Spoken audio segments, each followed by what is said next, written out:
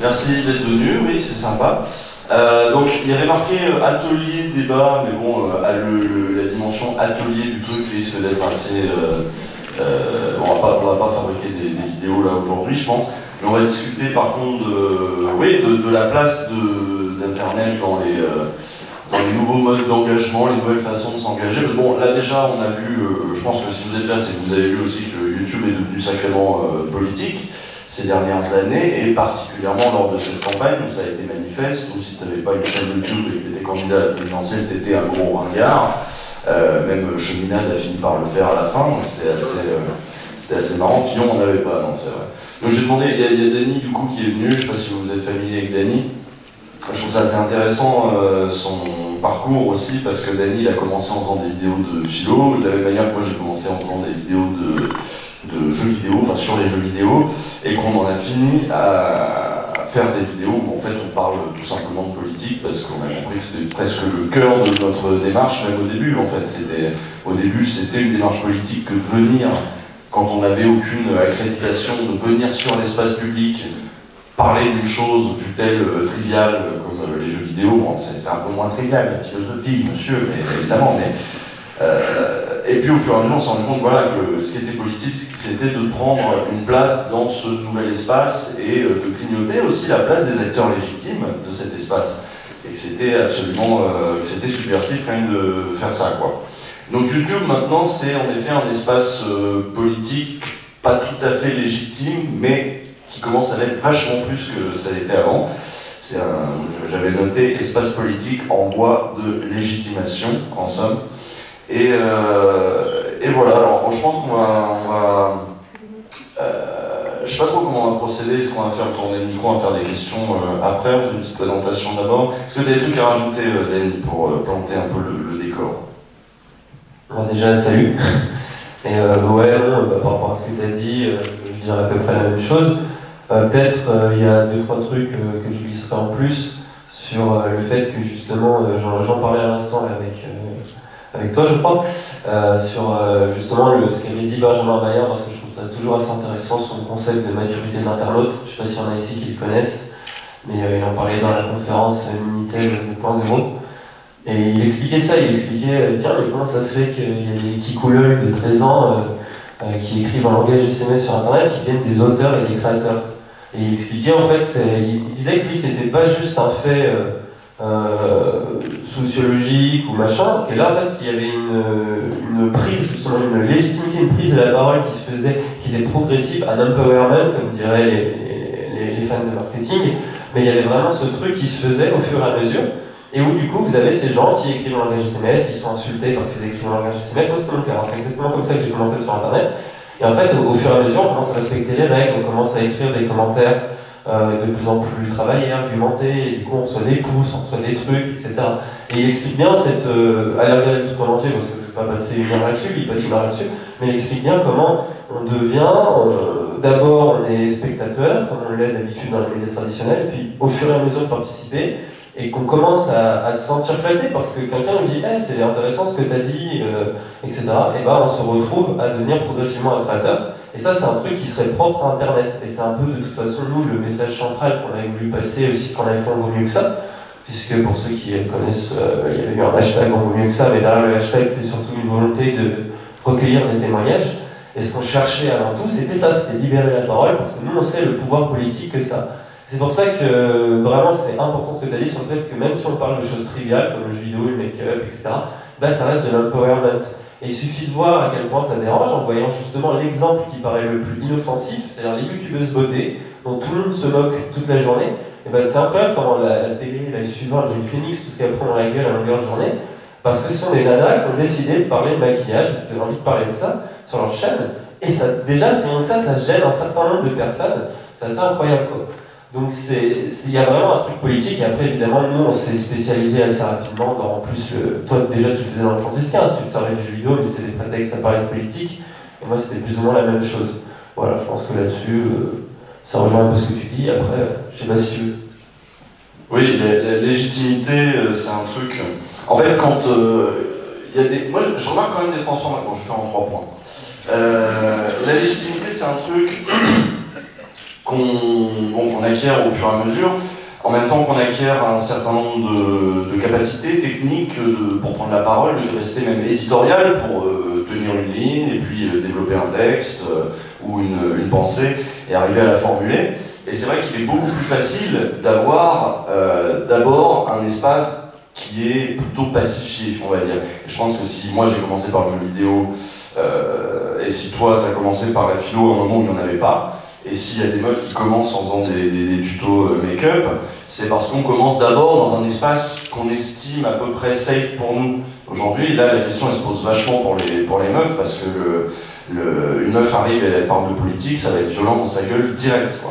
Donc il y a une phase où aussi tu as besoin d'être dans un endroit un peu plus sécure pour prendre tes aises un petit peu et te sentir mieux. Après, au début, nous, quand on a découvert ça, je dois bien avouer, on n'en a pas parlé encore, mais c'est un truc que je commence à remarquer. Quand on a découvert Internet et qu'on pouvait prendre la parole sur Internet, il n'y avait pas d'acteurs légitimes d'Internet, mais il n'y avait pas non plus de...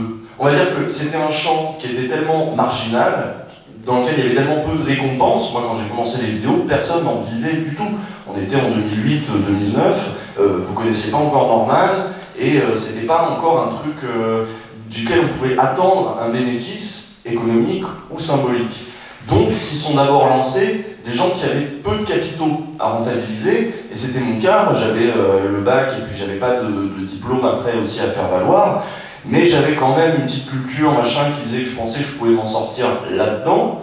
Mais les acteurs qui auraient été peut-être plus légitimes que moi n'y allaient pas parce que ce champ-là était dévalorisé. C'était un champ en friche, quoi. Il n'y avait rien, il n'y avait rien à gagner. Maintenant, il me semble que ça change. C'est-à-dire qu'au début, je me suis dit, c'est génial, du coup, cet espace, en fait, tout le monde va pouvoir prendre la parole, on va pouvoir entendre des prolos, on va pouvoir entendre...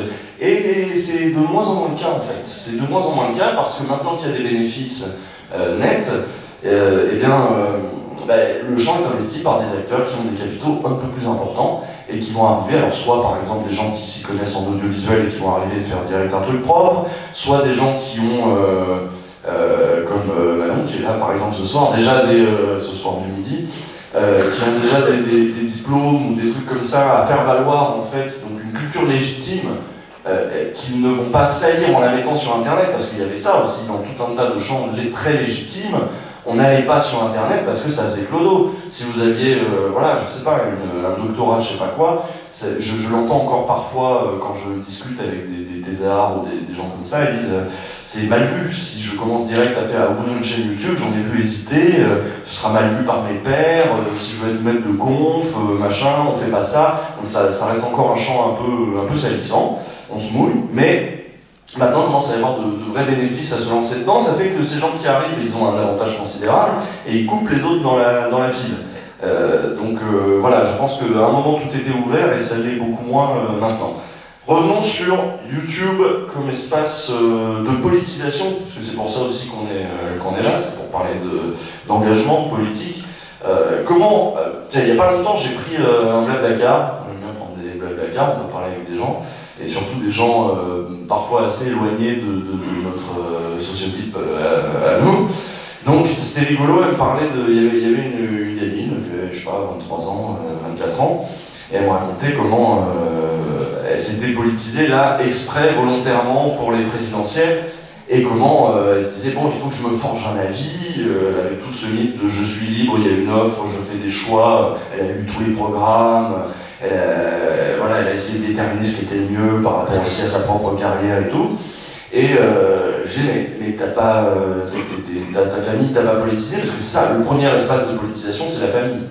Et elle m'a dit, bah non, on parlait pas de politique chez moi. Je lui ai dit, oui, mais tout de même, il y avait des valeurs, soit des valeurs un petit peu autoritaires, des valeurs de partage ou pas, des valeurs de tolérance ou non. Voilà, on se forge aussi un paysage de valeurs dans sa propre famille. C'est le premier espace de politisation. Et j'ai lu il n'y a pas longtemps dans Le Monde qu'il y avait à peu près 10% des gens qui ne votaient pas comme leurs parents. Ce qui montre bien que voilà, les déterminants sociaux sont encore très très lourds sur le parcours intellectuel des votants. Donc comme espace de politisation, il y avait la famille, il y avait l'école. L'école est quand même un espace dans lequel on essaie de nous nous inculquer certaines valeurs. On est dans un régime, c'est la République, donc la République essaie de faire passer ses valeurs à travers l'école, bon an, mal an. Et bon, après, il y a d'autres espaces de politisation, surtout avant, il y avait le parti, le syndicat, etc. Et ça, ces espaces-là ont considérablement reculé, même si parfois ils sont dans le patrimoine de certaines familles, par exemple typiquement les familles communistes PCF. Aujourd'hui, beaucoup de militants du PCF, je ne sais pas s'il y en a ce soir, j'arrête de croire qu'on est le soir, mais il fait sombre, c'est vrai, il fait sombre. Je ne sais pas s'il y en a ici, mais souvent les militants du PCF traînent derrière une tradition, un grand-père communiste, un père communiste, c'est un truc, ou une mère communiste, c'est un truc qui se transmet aussi beaucoup par la famille. Et évidemment, dernier espace de politisation, logiquement, ce sont les médias qui vont faire aussi leur travail idéologique. Et même sur moi, je me souviens, moi j'avais intégré plein de trucs. Pour vous donner une idée, j'ai voté oui au traité constitutionnel européen en 2005. J'ai voté oui parce que j'étais tout à fait acquis au fait que les gens raisonnables à France Culture disaient que c'était ça qu'il fallait faire. Et je voulais pas voter comme les crétins, je voulais voter comme l'élite à laquelle j'aspirais un jour peut-être appartenir. Donc ça aussi, ça a un rôle très fort. Donc YouTube arrive là-dedans et je pense change pas mal la donne. Et c'est devenu maintenant un espace de politisation. Alors parfois de manière tout à fait subtile. On parlait tout à l'heure du fait que parfois c'est en regardant des vidéos d'autres choses qu'on va se forger des opinions politiques. Parfois, alors moi aujourd'hui, tiens, les vidéos de muscu. Je sais pas si on a qui regarde des vidéos de muscu. On en avait déjà parlé une fois.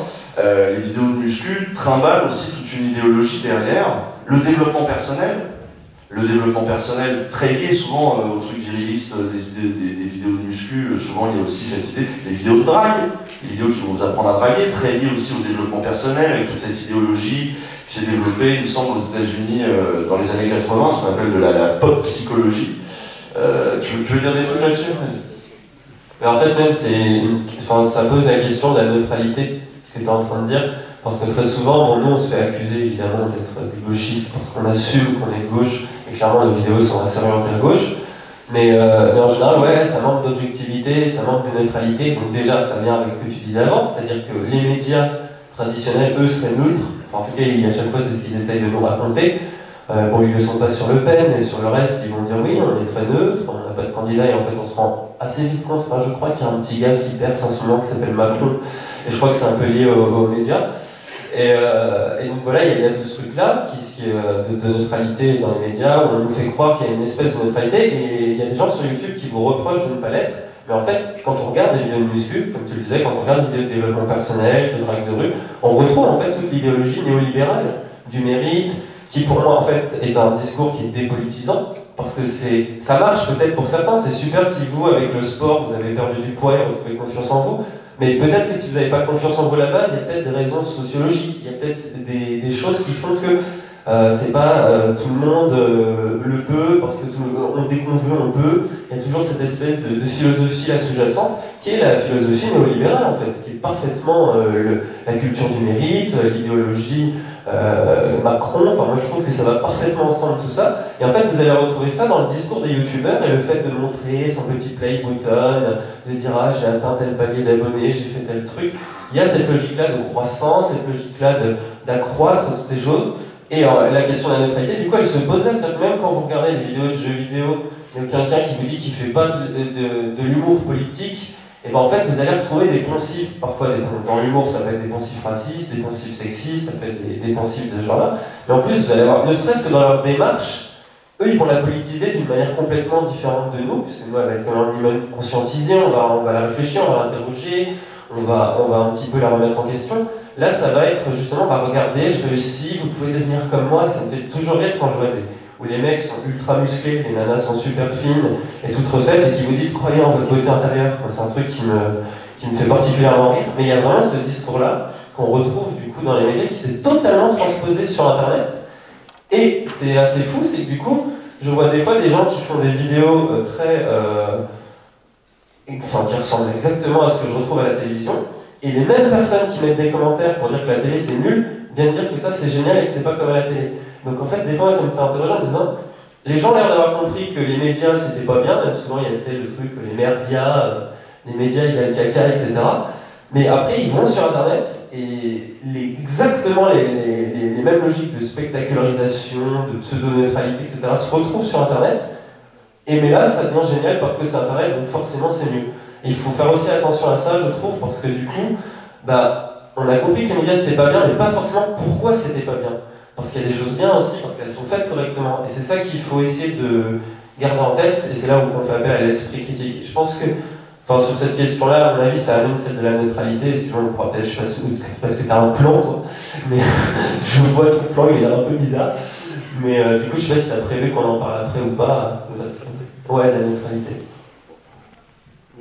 Bon, on a tous compris ici qu'il n'y a pas de neutralité. On est d'accord, s'il y en a qui veulent dire oui, faut être neutre, bon, c'est peut-être pas la bonne conf. Hein. Je pense qu'il y a des gens de droite ici. Chopez-le. Non, ouais, tu disais qu'il y avait un discrédit aussi il y a un discrédit du champ médiatique dominant qui est vu en effet par beaucoup, maintenant beaucoup pour ce qu'il est, parfois comme un instrument d'un complot plus vaste, dans des pensées assez simplistes, ça arrive pas mal.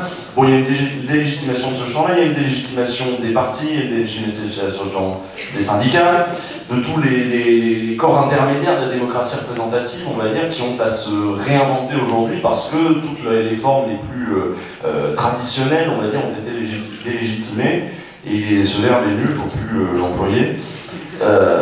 Donc aujourd'hui, ouais, c'est aussi pour ça d'ailleurs qu'on en arrive à c'est pas un parti, c'est un mouvement, machin, il y a un gros renouvellement.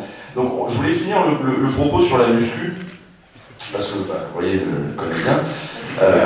On a aussi constaté que assez souvent derrière ce truc, certes néolibéral, c'est une des dimensions possibles, et un autre truc vachement facho aussi dans un culte du corps, un culte de la virilité, un truc qui fait qu'en fait il y a des ponts idéologiques assez naturels entre des gens qui se... Et c'est là où ça devient passionnant, c'est qu'il y a des gens qui se politisent par leur rapport au corps, ou par leur rapport au genre, par exemple. Donc autant des mecs mal dans leur peau, font la muscu et ensuite trouvent ça très logique, du coup, de se dire, puisque moi j'ai réussi, tout le monde peut réussir, ils peuvent devenir des libéraux ou des fachos ou de ce que vous voulez. Mais l'inverse est vrai aussi. C'est-à-dire qu'on voit aussi des petites meufs de 14 ans qui commencent à se poser des questions de féminisme tout à fait légitimes et qui se retrouvent à suivre un tel, et alors qu'elles étaient à la base ni de droite ni de gauche, ou et de droite et de gauche, s'il faut dire maintenant, finissent par se dire, en fait, et se politiser à gauche. Et donc on se politise aussi par notre rapport au corps et par des choses qui peuvent nous sembler triviales a priori, grâce au net. Et voilà, donc bon. Je pense qu'on va commencer par faire tourner un peu le micro, parce que nous, ça se trouve, là, on dit que des banalités, et je sais pas exactement ce qui nous intéresse, et je sais pas exactement... oui, voilà, il peut y avoir direct des questions. Je sais pas si le micro, on peut le faire tourner pour la captation, ou sinon, vous venez là, et... qui gère? Personne ne gère. Ouais. Pas bien.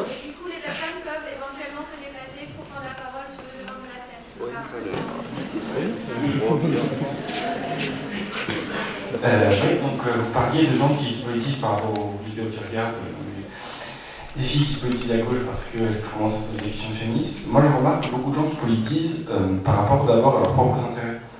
Il y a que quelqu'un par exemple quelqu'un qui est catholique ou homosexuel tendance à se politiser d'une certaine façon.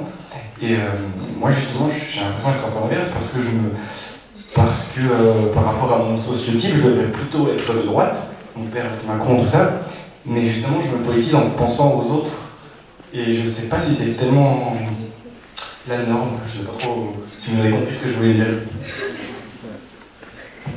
Après, déjà, il y a tout le monde, il y a des gens qui peuvent voter des trucs complètement à l'inverse, on va avoir des idées, on peut par exemple être né dans une famille bourgeoise et être de gauche, parce qu'il n'y a pas que ça qui va jouer, il y a aussi tout ce que tu vas croiser. Peut-être que tu penses différemment, peut-être que ton cerveau est structuré différemment, peut-être que tu as des amis qui sont différents et qui pensent d'une certaine manière, ça va peut-être plus t'influencer. Si tu fais des études à l'université, surtout cette université-là, dans l'université de lettres, En général, on le sait bien, les sociologues sont plutôt de gauche, les économistes plutôt de droite. Enfin voilà, il va y avoir des trucs comme ça, mais après c'est un plutôt, c'est statistique, c'est-à-dire que toi après tu n'es pas forcément obligé de te retrouver dans toutes les cases, et à un moment donné tu vas forcément tomber dans un truc ou un autre, quoi. De toute façon, tu penses bien qu'en sociologie électorale, c'est des questions que les gens se posent. Et oui, le milieu d'origine est important, mais la CSP aussi, la famille, l'entourage, la profession, etc. Et après, là où je voudrais revenir, c'est se politiser selon son intérêt. C'est faux parce que beaucoup de gens votent contre leur intérêt. Énormément de gens votent contre leur intérêt. En revanche, c'est très, justement, ça aussi c'est très néolibéral. On serait des agents libres qui choisirions dans une offre électorale ce qui est le plus proche de notre intérêt. C'est pas vrai, on n'est pas souvent assez politisé ou je sais pas, j'emploie un vieux mot, parfois conscient, et parfois les gens qui n'ont pas de conscience de classe, des choses comme ça, qui vont tout à fait voter contre leur intérêt. Donc c'est pas vrai de penser qu'il y a des agents libres qui choisissent leur meilleur intérêt. Ils vont agir en revanche dans un paysage symbolique qui va leur parler par rapport aussi à leur formation et à comment ils forment les idées, comment ils les échangent. Parce que les idées, c'est aussi des biens qu'on échange, qui sont monétisés. Et si par exemple, si dans ton groupe d'amis, tu as telles idées et qu'elles sont tout à fait démonétisées, si tu veux, tu vas avoir tendance soit à en changer, soit à ne plus les mettre en avant, en avoir honte, parfois adopter certaines de celles de tes amis. Donc c'est plus compliqué que le seul libre arbitre qui nous permettrait de déterminer quel est notre meilleur intérêt. Et c'est là où on revient à l'importance de ceux qui dessinent ce paysage symbolique, ceux qui sont des acteurs dans le grand jeu des échanges d'idées, etc. Là, il y a le vote par défaut. On voit bien qu'avec Emmanuel Macron, du coup, au premier tour, c'est 45% des gens qui ont voté pour lui. Non, c'est 55% des gens qui ont voté pour lui, l'ont fait par défaut. Enfin, ça veut quand même dire quelque chose d'assez... Alors, soit c'était pour répondre au FN, soit c'était parce que c'est le seul candidat dont ils entendaient parler tout le temps, ils se sont dit « ouais, il a l'air bien », mais c'était par défaut, c'était ni pour sa personnalité, ni parce qu'il représente un renouvellement politique, et ils s'en sont pas ajoutés plus au second tour. Donc là, on a quelqu'un qui est amené comme un triomphe parce qu'il a fait 65%, et en fait, il y a, je crois que ça avait été calculé, je crois que c'est même pas 13% des gens qui ont voté soit pour sa personnalité, alors eux ils sont pas beaucoup, soit pour le renouvellement politique qu'il incarne. Mais en fait, il y a très très peu de gens qui ont voté pour ce président autrement que par défaut. Alors, au second tour, ça paraît un peu évident parce qu'il y a ce fameux front républicain, mais même dès le premier tour. Et c'est assez rigolo de se dire, c'est-à-dire qu'on voit qu'il y a une vraie influence quand même, qu'on ne peut pas nier, des médias et de ceux qui dessinent et qui expliquent comment voter. Je me rappellerai de la une qui avait de Libé, faites ce que vous voulez, mais votez Macron quand même. Ça en dit long quand même. Il y a de quoi amuser, je pense, un ou deux Spinoza avec une phrase pareille, quoi. Est-ce qu'il y a quelqu'un d'autre ?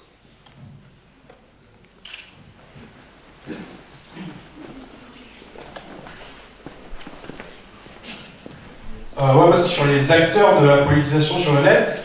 Je me demandais à votre avis comment ça se fait que la gauche critique a mis aussi longtemps à aller sur Internet. Comment ça se fait que les premiers c'était Soral et Dieudonné, quoi. Et que eux, ça fait depuis 2009, je crois, qu'ils sont sur ce terrain, alors que la politisation, alors que les acteurs de la gauche critique, on va dire, c'est plus 2014-2015 que ça a commencé vraiment à jamais, quoi. Donc, à votre avis, comment ça se fait qu'ils étaient les premiers sur ce terrain-là et que la gauche critique, par contre, a mis beaucoup plus de temps à s'y mettre?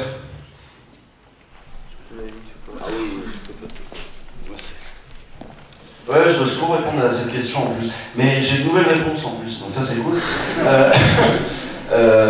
Bon, alors déjà, ça rejoint ce que je disais tout à l'heure sur le fait que quand on a un capital légitime, on a tendance à l'investir dans des champs légitimés. Et le niveau de diplôme, c'est vrai, de la gauche critique est assez élevé. Donc, pendant longtemps, on n'allait pas aller faire les margoulins sur Internet quand on avait des espaces beaucoup plus légitimes pour déployer sa pensée, que ce soit par exemple le champ éditorial. On pouvait aller se faire éditer un bouquin, machin, on pouvait faire des conférences à la fac, on pouvait être prof, il y avait des espaces aussi dans certains journaux, on pouvait publier dans le Monde Diplo, on pouvait faire ceci ou cela.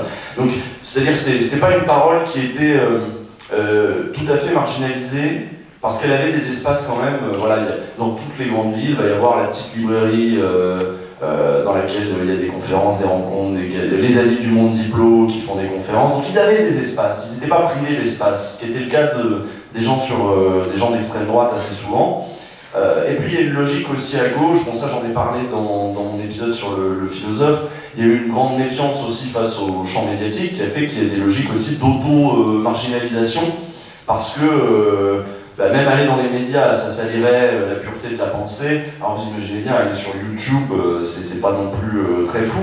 Et puis il y a des logiques de radicalité totale, que là on va retrouver beaucoup plus dans des milieux d'extrême gauche, qui disent que, en gros, cette radicalité ne s'exprimerait pas bien dans un contexte où il faudrait rendre sa pensée populaire, faire du pop. Et c'est ça qu'on fait sur YouTube, on fait du pop. On fait du populaire pour que ça touche un maximum de gens. Et parfois, il y a des gens qui pensent que c'est pas compatible avec leur éthique, avec leur ethos d'anard, des trucs comme ça. Et ça, on l'a pas mal...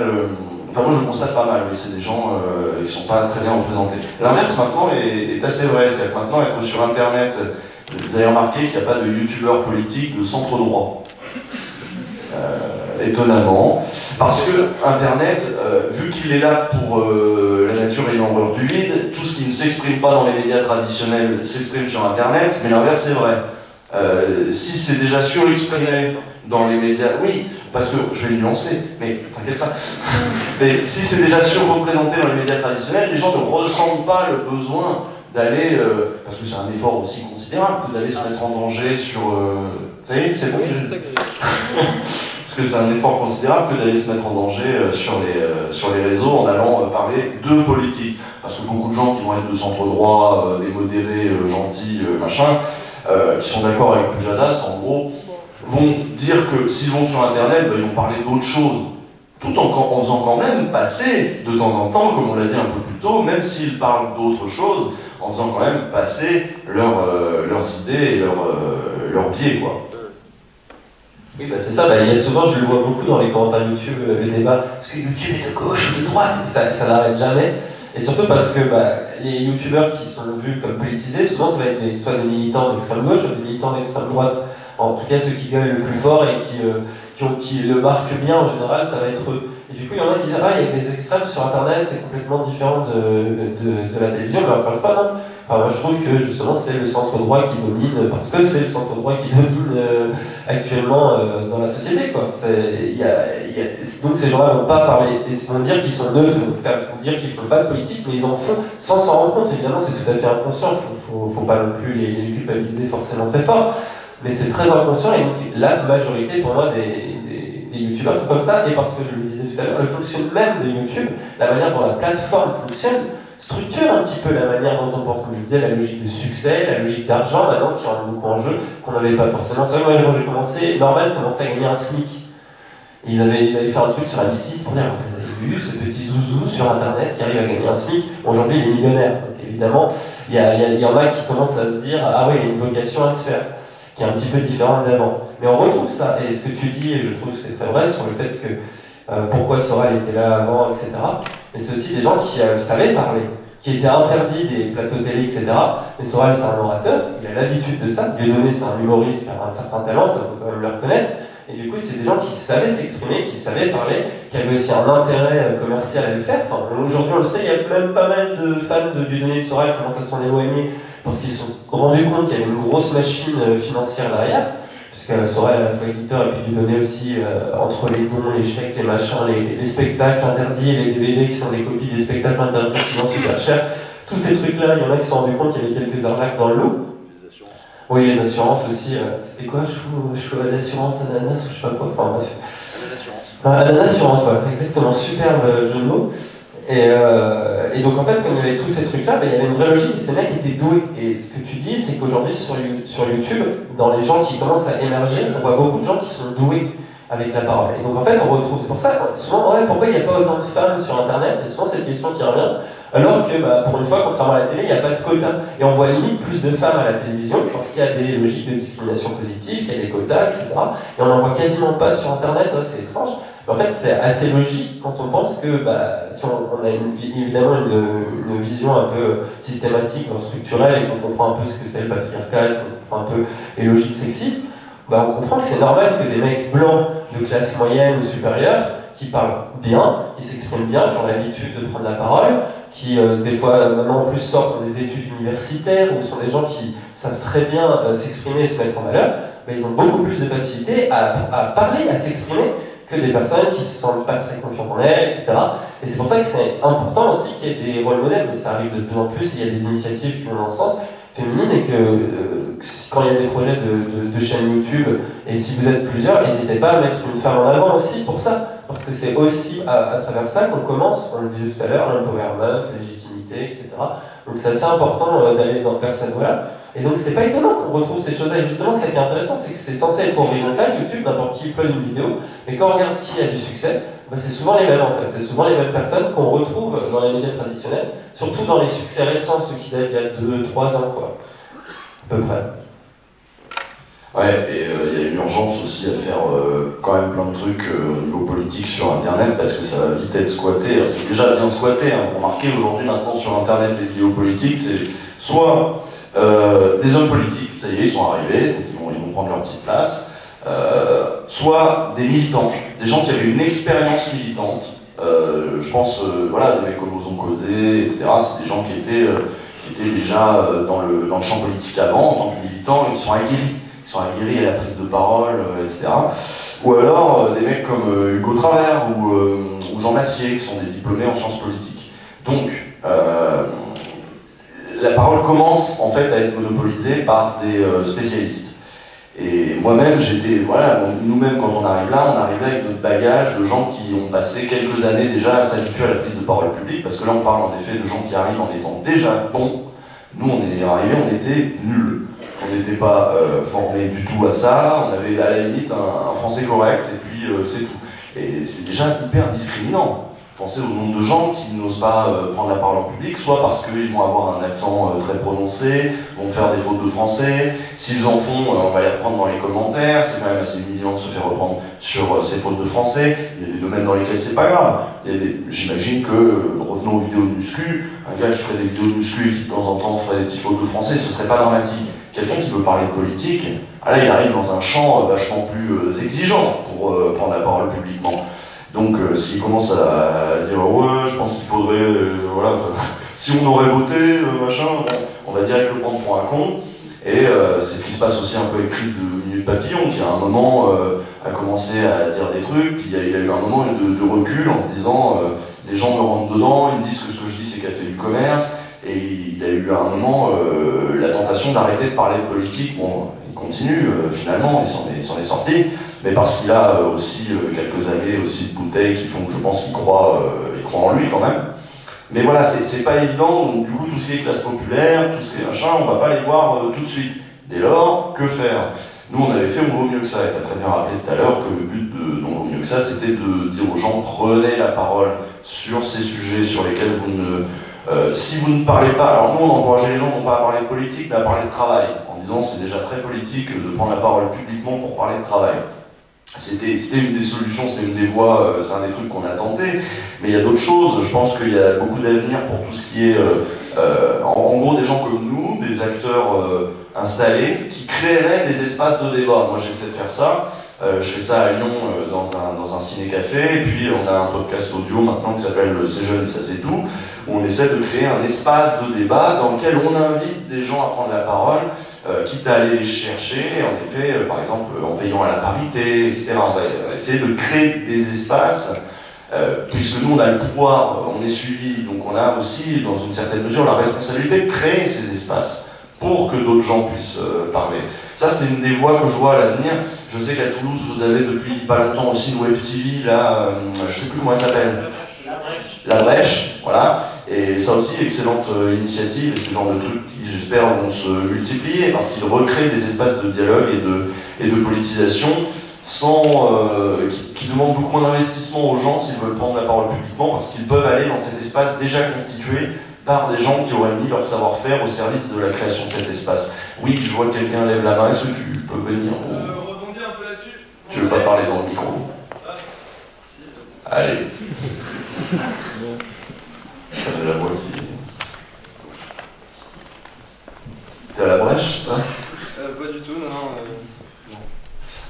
Bonjour, voilà, en fait, moi je me demandais, parce qu'on parlait justement du rôle de la plateforme dans l'idéologie et tout ça, et justement, est-ce que YouTube finalement c'est pas aussi quelque chose qui crée du coup vachement ce phénomène d'idéologie de droite et tout ça, et à ce moment-là, est-ce que YouTube c'est pas la plateforme aussi qui crée tout ce problème? Est-ce qu'il y a finalement des gens de gauche qui se retrouvent à véhiculer une idée de droite parce que la plateforme le veut, parce qu'il faut mettre des pouces bleus, parce que voilà, tout ce dont on discute depuis tout à l'heure.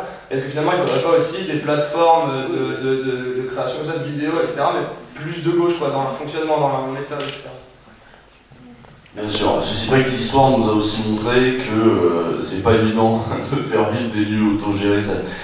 Voilà, après c'est mon point de vue, hein, mais si vous vous intéressez à la création, je sais pas, du journal Libération, des trucs comme ça, ils sont partis en mode autogestion, ça a tenu quelques mois, et après tout le monde était fatigué, c'était la lutte en permanence. Voilà, on reviendra sur... après là on part sur du Lordon, c'est-à-dire tu veux faire du horizontal, se recréer du vertical, et finalement quand il y a un peu de vertical, souvent ça fonctionne mieux, mais il faut essayer de trouver des allers-retours. Mais c'est dur de créer des espaces de gauche, c'est vachement plus dur que de créer des espaces de droite, hein, ça c'est certain, parce que en effet YouTube tend à notamment faire un culte de la personne, de l'individu, à la limite du micro-entrepreneur presque, de la petite star. YouTube tend à créer des choses comme ça, parce qu'il y a de l'image, parce qu'on veut faire en sorte que les gens s'abonnent, parce qu'il y a une logique de chaîne qui fait aussi que tu veux faire monter ta chaîne, et qu'ensuite en plus t'es connu, et tu vis plus ton rapport même à l'espace public de la même façon. Moi, nous, c'est un truc qu'on a vécu, quoi. Moi, c'est pas ça que je cherchais en venant sur YouTube. C'était bosser, c'était faire des trucs, proposer des machins, pas devenir une starlet, tu vois. Donc, YouTube pousse à ça. En effet, il va falloir créer d'autres espaces, c'est exactement ce que je disais, t'as peut-être un truc à ajouter là-dessus sur... Oui, il y a deux trucs déjà sur ce que tu étais en train de dire, et même par rapport à la gauche critique de tout à l'heure. Là où la gauche critique a plus réussi, je trouve, que l'extrême droite sur Internet, c'est que sur Internet, justement, ça passe par des figures autoritaires, surtout l'extrême droite. Donc Soral qui se posait, voilà, l'homme viril, autoritaire, Asselineau, etc. Effectivement, il va y avoir des formes de figures assez autoritaires, un peu virilistes, parfois, etc., qui vont se poser et que les gens vont suivre. Alors que là où quand la gauche est arrivée en retard, elle a fait son boulot déjà un petit peu mieux. C'est-à-dire qu'il suffit de voir le mouvement de la France Insoumise. Ce qui est intéressant dans ce qu'ils ont fait, avec le Discord, etc., c'est pas tellement qu'ils ont mis en avant Mélenchon, ça c'est évidemment que c'est un outil de communication super pour lui, mais si ça a fonctionné, moi ce qui m'a particulièrement passionné là-dedans, c'était le Discord des Insoumis, et c'était du coup des gens qui demandaient comment on fait un compte Twitter, comment on milite, qui ont appris des choses que normalement on apprenait dans les partis traditionnels, mais là directement sur la communication numérique. Ils ont fait un jeu vidéo, ils ont fait tellement de choses, c'était absolument incroyable. Et là, il y avait cette logique d'empowerment. Et j'ai vu des gens qui, au début, arrivaient et ne savaient rien faire, qui maintenant veulent lancer leur chaîne, veulent vraiment faire des trucs, étaient prêts à s'engager directement dans l'opposition, que ce soit Mélenchon ou un autre qui passe, et sont du coup en train de réfléchir à comment ils vont s'organiser. Là, ils s'organisent pour les législatives, mais ils veulent vraiment s'organiser dans le futur et que ce soit pérenne. Et ça, c'est super intéressant parce que c'est pas juste un coup de com' de venez avec moi, je marche chez vous. C'était vraiment un truc où les gens se sont politisés. Et même si demain ils votent plus Jean-Luc Mélenchon, ou que Jean-Luc Mélenchon fait une connerie, ou que la France Insoumise n'existe plus, ces gens-là se seront politisés grâce à une campagne. Ça n'arrive pas tous les jours. Ça, je trouve que là-dessus, on voit que du coup la gauche, qui a quand même des logiques d'horizontalité, qui cherche en tout cas à le faire au maximum, et ben forcément, elle réussit un peu mieux sur ce terrain-là parce qu'Internet est un outil parfaitement adapté à ça. Tu parles des difficultés qu'il y a à s'autogérer, à faire des choses, mais là, aujourd'hui, ce qu'on a sur Internet, c'est aussi les outils. Donc c'est pour ça, là, je reviens après sur la question numérique, sur la question de YouTube. Bon, déjà, il y a eu l'accès, le fait que les logiciels soient craquables et soient d'excellente qualité, déjà rien que ça, techniquement, ça permet de faire des vidéos, mais il y a aussi, on le sait, Internet, la neutralité du net, etc., qui permettent aussi cette liberté d'expression, cette prise de parole, la facilité, le fait que ce soit simple. Et au niveau de YouTube, effectivement, YouTube, ce qu'il ne faut pas oublier, c'est que c'est Google. Et que Google, il a des intérêts financiers, lui, complètement évidents. C'est quoi? C'est la première en bourse maintenant, ou la deuxième, peut-être encore dans la salle, mais je crois que c'est la première en bourse. Après Apple, peut-être Apple est repassé devant, là. Mais bref, c'est quand même une grosse machine, Google. Et le fait qu'ils détiennent YouTube, on le voit tous les jours. Mais là, je pense que même des youtubeurs centre droit ou autres, ils se plaignent tout le temps de YouTube. Parce que les algorithmes changent. Là, les revenus ont totalement baissé, apparemment. Alors moi, la publicité, je m'en fiche, donc je ne m'en rends pas compte.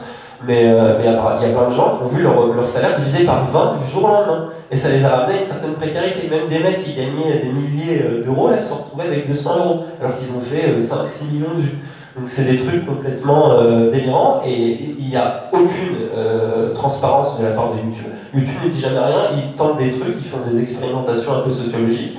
Et donc il y a une vraie nécessité, je pense clairement, à créer une plateforme qui soit plus horizontale, qui fonctionne de manière un peu plus qualitative, c'est-à-dire utiliser la homepage par exemple pour mettre des vidéos en avant de personnes pas forcément connues mais qui sont de qualité, alors que celle de YouTube, les tendances, ça marche au vu. Et on le voit parce que les tendances c'est n'importe quoi, c'est vraiment ouais, comment j'ai comment je vais violer ma soeur, lol, enfin des trucs, il y a vraiment des machins comme ça qui tombent tous les jours, c'est assez hallucinant et assez flippant. Et là même les gars entre guillemets gentils de YouTube s'en énervent et s'en offusquent. Donc il y a un vrai mécontentement qui, j'espère, peut-être va donner lieu à quelque chose.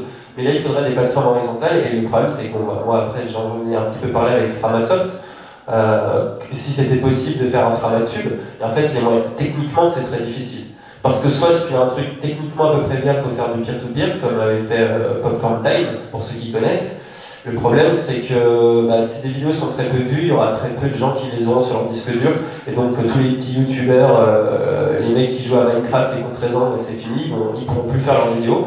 Et les vidéos anciennes vont forcément disparaître. Et à l'inverse, il faut des serveurs. Google a déjà du mal à rentabiliser YouTube. Google, quoi. Donc, je vous laisse imaginer la difficulté. Surtout qu'il y a un truc, YouTube, si ça fonctionne, c'est pas juste parce que c'est YouTube, c'est une super marque, c'est aussi parce que c'est très ergonomique et c'est accessible. Si tu as une connexion pourrie, tu peux mettre n'importe quelle vidéo en 260p sans que le monde ait à se faire chier, les sous-titres s'incluent en 2 secondes. Enfin, il y a tout ça aussi qui rentre en compte dans l'accessibilité qu'apporte la plateforme. Mais il faut réfléchir à toutes ces questions, elles sont extrêmement importantes et elles sont urgentes. Et quand on voit que les 2 acteurs en vidéo en ce moment, c'est Facebook et YouTube, c'est très flippant, surtout avec les logiques de fake news et de Facebook et de YouTube qui s'allient avec Google pour essayer de commencer à orienter les gens vers les bonnes informations. On va se retrouver avec des choses qui sont très flippantes. Et à la limite, ça, je pourrais en reparler un peu plus tard s'il y a une autre question là-dessus. Parce que on a déjà donné la parole. Je vois une question là-bas, là, je sais pas. Voilà, au milieu du coup, bien.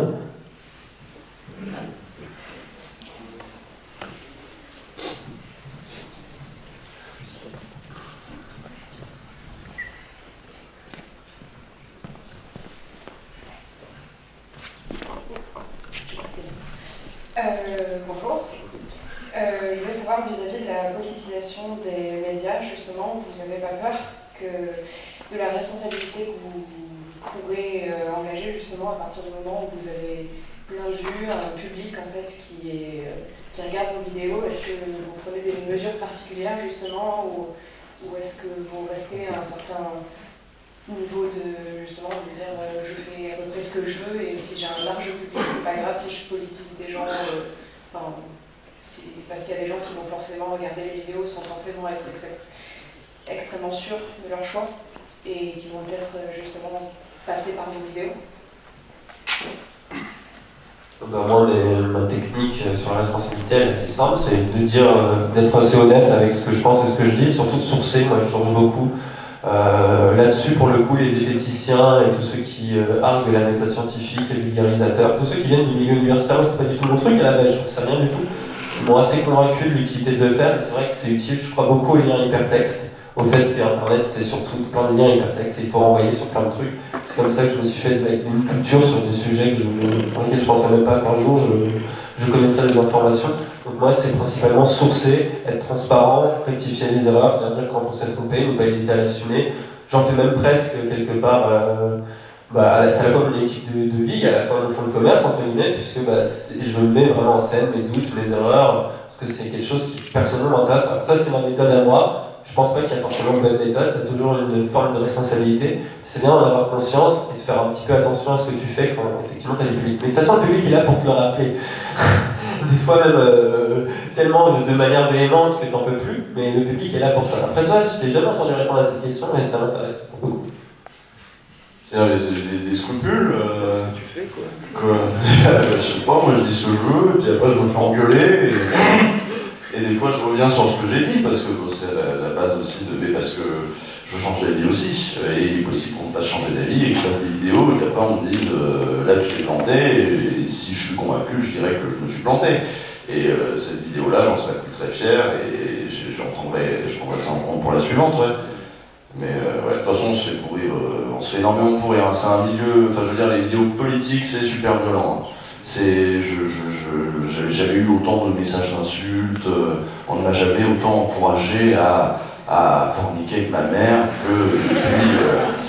que depuis que je ne parle plus que de politique. Ouais. Donc de toute façon, on sait qu'on est attendu au tournant, et je pense même que le fait qu'on soit attendu au tournant fait qu'on n'a pas la même légèreté qu'on aurait au bistrot ou que je pourrais avoir ici. Tu vois, on relie ce qu'on a fait, on pèse, parce qu'on sait que derrière les conséquences, ça peut être en effet des semaines de harcèlement, ça peut être perdre une partie du public, celle à laquelle tu tenais. Oui, perdre de l'argent aussi, oui, j'y avais pas pensé, mais oui. Donc voilà, perdre de la crédibilité, surtout de la légitimité, et ça c'est notre vrai fond de commerce. Si on n'a pas de crédibilité, on ne sert à rien. Donc, voilà, je ne sais pas si ça répond à la question. Est-ce qu'il y avait d'autres... de toute façon, il faut se lever, au pire vous venez là, faites la queue, je pense. Merci. Alors déjà, je voulais vous dire bonjour à tous les deux, parce que j'étais un grand fan de vous. Enfin, je ne sais pas si on peut dire fan, mais surtout de Dany. Grâce à toi, j'ai eu les concours de Sciences Po il y a 4 ans. Du coup, merci. Grâce à moi. C'était sur, je sais plus, c'était sur la justice, c'était vous montez sorti des vidéos sur la justice. Et j'avais regardé ça la veille, du coup voilà, et pareil pour Usul, j'aimais beaucoup ce que tu fais, enfin j'aime toujours beaucoup ce que tu fais.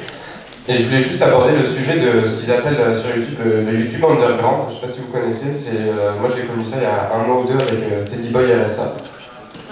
Et enfin je sais pas, moi je trouve ça assez intéressant le concept, enfin pas Teddy Boy RSA en lui-même, mais c'est tout ce qu'il essaie de faire des vidéos beaucoup plus longues, beaucoup plus posées, avec par exemple il y avait un truc auquel je pense, il y avait un communiste avec un croc blanc, je sais pas si vous voyez qui c'est, un mec qui fait du rap identitaire. Ouais, c'est ça, mais je trouvais ça intéressant de pouvoir mettre en relation des gens comme ça, sans qu'il y ait de coupure de parole, ce soit assez souple dans la parole, et qu'on laissait justement le facho parler avec le coco, et finalement ils avaient plein de choses en commun, et qu'à la fin le facho il a dit « Ah si, je t'assure », et le facho à la fin il a dit des trucs, c'est ça la morale de l'histoire. non mais ça casse complètement les idées qu'on peut se faire du facho et compagnie, et je trouvais ça intéressant de voir un petit peu. Parce que comme c'est un nouveau média, on pourrait essayer d'aborder les choses différemment, en mettant des formats plus longs. Ce que tu faisais avec mes chers contemporains, c'était 45 minutes, c'était beaucoup plus long, il y avait le temps de diffuser le message, contrairement au podcast ou au truc en 3 minutes, dans lequel c'est beaucoup plus dur de... Parce que, enfin, je sais pas, moi je suis plus convaincu quand c'est long, quand c'est construit, que quand c'est des trucs très rapides, 3 minutes. Voilà, je voulais savoir ce que vous en pensez.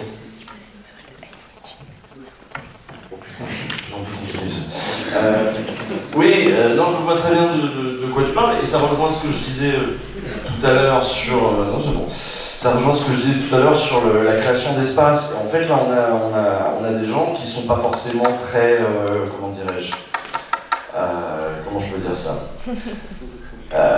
pas hyper... oh putain, c'est dur. Oui, on en parlait ce matin. Bon, des gens qui n'ont pas un bagage culturel, politique extrêmement constitué de beaucoup de culture légitime. Voilà, on va dire ça comme ça. C'est euphémisé, mais c'est mignon. Et du coup, je trouve que la logique... Mais oui, mais du coup, c'est... En effet, il faut que des gens comme ça aussi aient des espaces pour discuter. Alors moi, l'idée de parler avec les fachos, bon, moi ça me fatigue, et je suis pas sûr que si la morale de l'histoire, c'est on est tous des frères, on se ressemble tous, et aimons-nous les uns les autres, j'ai un peu plus de mal. Parce que je dois être dans mes trucs de radicalité aussi. Pourquoi on m'appelle à cette heure-là? Oh là là, ça va pas ça. Donc, oui, c'est typiquement un espace, et en fait, on se rend compte que c'est précisément grâce à ça que c'est parce qu'ils ont constitué un espace aussi à plusieurs, ils font aussi beaucoup de discussions à plusieurs, qu'ensemble, ils se sentent fondés ils se sentent aptes à discuter. Et en effet, la nature des débats, souvent, c'est... en effet, comment dire ça aussi? C'est des débats que j'avais à 16 ans, quoi, en gros. Et on peut certes faire une... je vais me faire défoncer, tu vois, en disant ça. Mais... ouais, je vais me faire défoncer. On peut faire Enfin bon voilà, je vais arrêter là parce que. Mais c'est nécessaire, je pense que ces espaces existent et c'est très bien aussi. Voilà, bon, je vais m'arrêter là. Si tu veux, j'ai un exemple concret. J'ai fait un débat avec Autodisciple sur la chaîne de Teddy Boy RSA justement. Et je voulais faire l'expérience de ce truc parce que c'était le moment où il s'était mis à nous taper dessus, Autodisciple. Alors toi, t'as encore échappé au tir. Bah, comment tu fais, je sais pas, pour échapper les tirs. T'arrives sur des affaires comme ça. Là aujourd'hui. Oui, là t'es mort, mais c'est.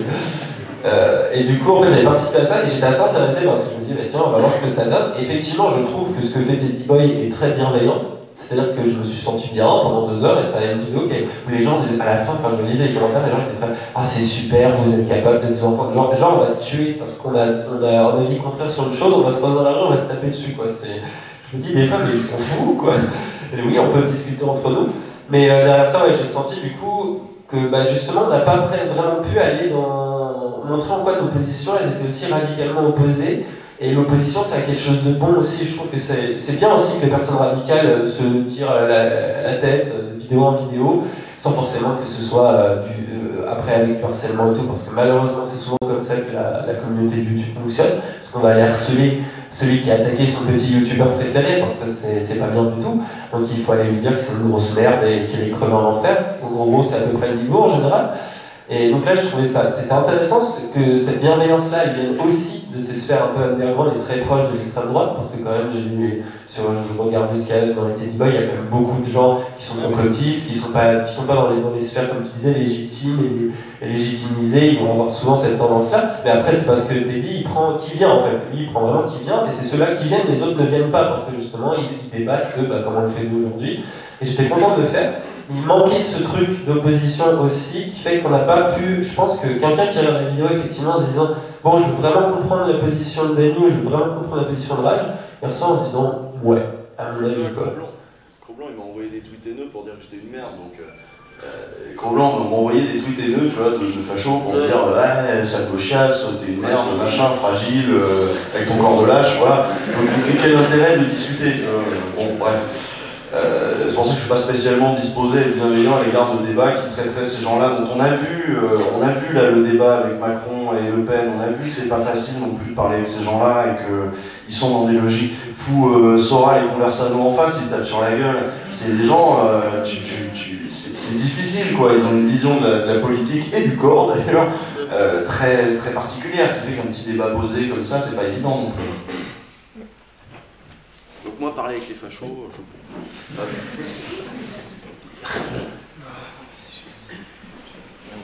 tu viendras après. Salut, je m'appelle Julien, je fais partie de TV Bruit et à TV Bruit on a mis en route cette histoire de la brèche avec un groupe de Nuit debout, donc depuis le début ça me passionne un peu tout ce que vous dites et on a du coup fait notre expérience là-dessus. Avec les fachos aussi, ouais. On a sur cette question-là, alors nous à TV Bruit, on avait une ligne assez claire, c'est qu'on n'invitait pas le Front National, on parlait pas avec le Front National. C'est un groupe de Nuit debout qui est venu nous chercher pour monter la Brèche TV avec une ligne beaucoup plus ouverte, dans l'idée où voilà, il voulait donc faire du débat politique en prévision de cette élection présidentielle, et du coup il voulait inviter tout le monde. Donc comme nous on a aussi cette idée de se mettre au service, du coup, à TV Bruit, le compétence technique de la société civile. Du coup, on y a répondu et on a monté ce truc-là, mais ça nous a posé énormément de questions. Voilà, pour participer à ça, pour participer à cette histoire de plateforme et de YouTube, puisque nous, un des freins qu'on a eu à TV Bruit, donc TV Bruit, c'est une télé associative qui a 15 ans, qui est née sur l'idée de pouvoir avoir des télés associatives sur les canaux hertziens.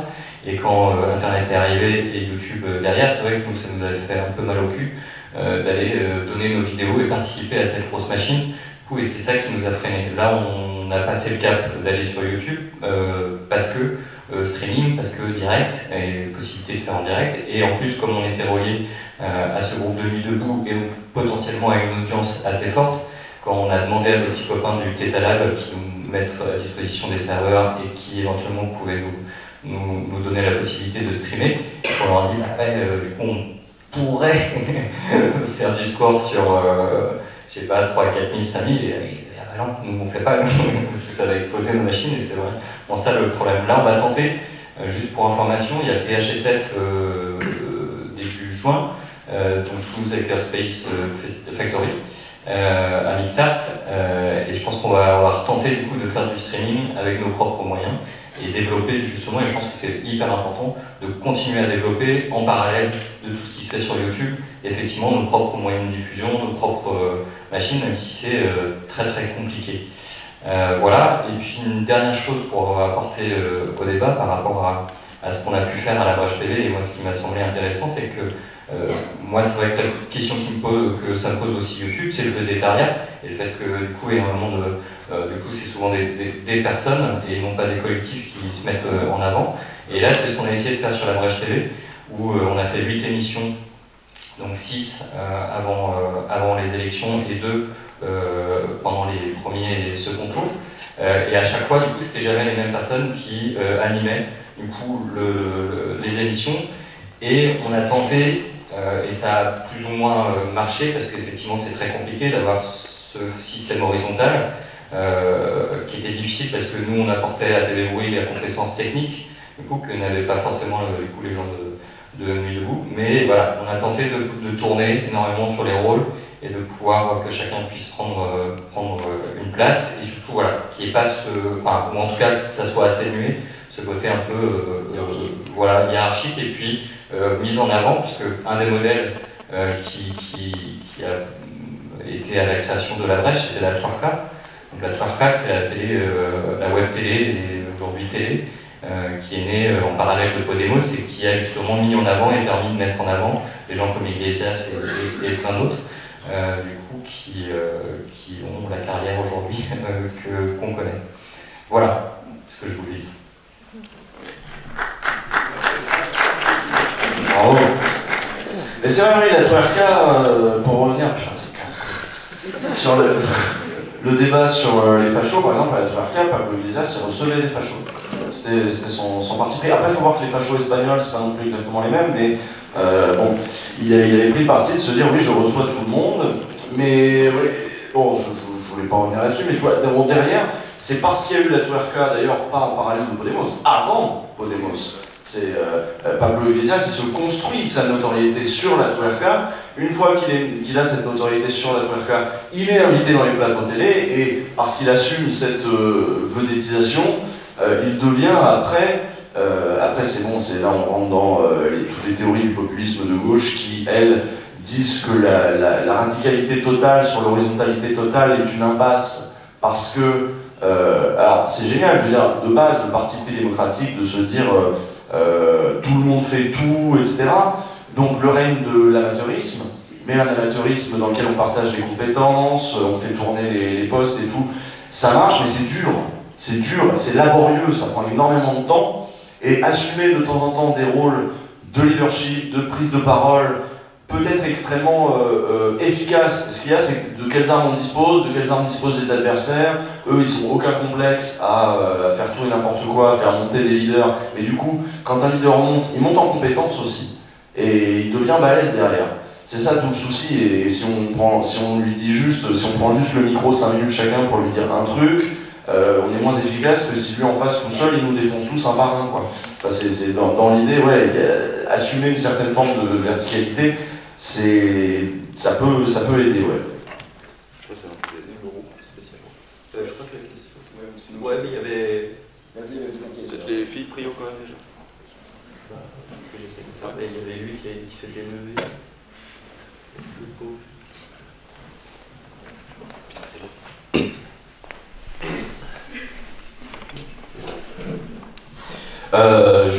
Juste un détail moi, dont je voulais parler, au-delà de la question de l'engagement à parler par exemple sur YouTube de politique et compagnie, moi je repense quand même à un détail qui est le hashtag on vaut mieux que ça, qui je trouve a quand même fait une certaine démonstration au moment où il y a eu les premières infos sur la loi travail.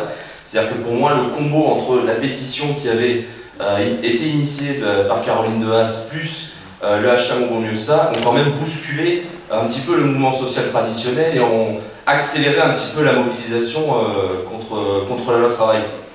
Et je crois que c'est la première fois, en tout cas en France, qu'on voit ce genre de phénomène.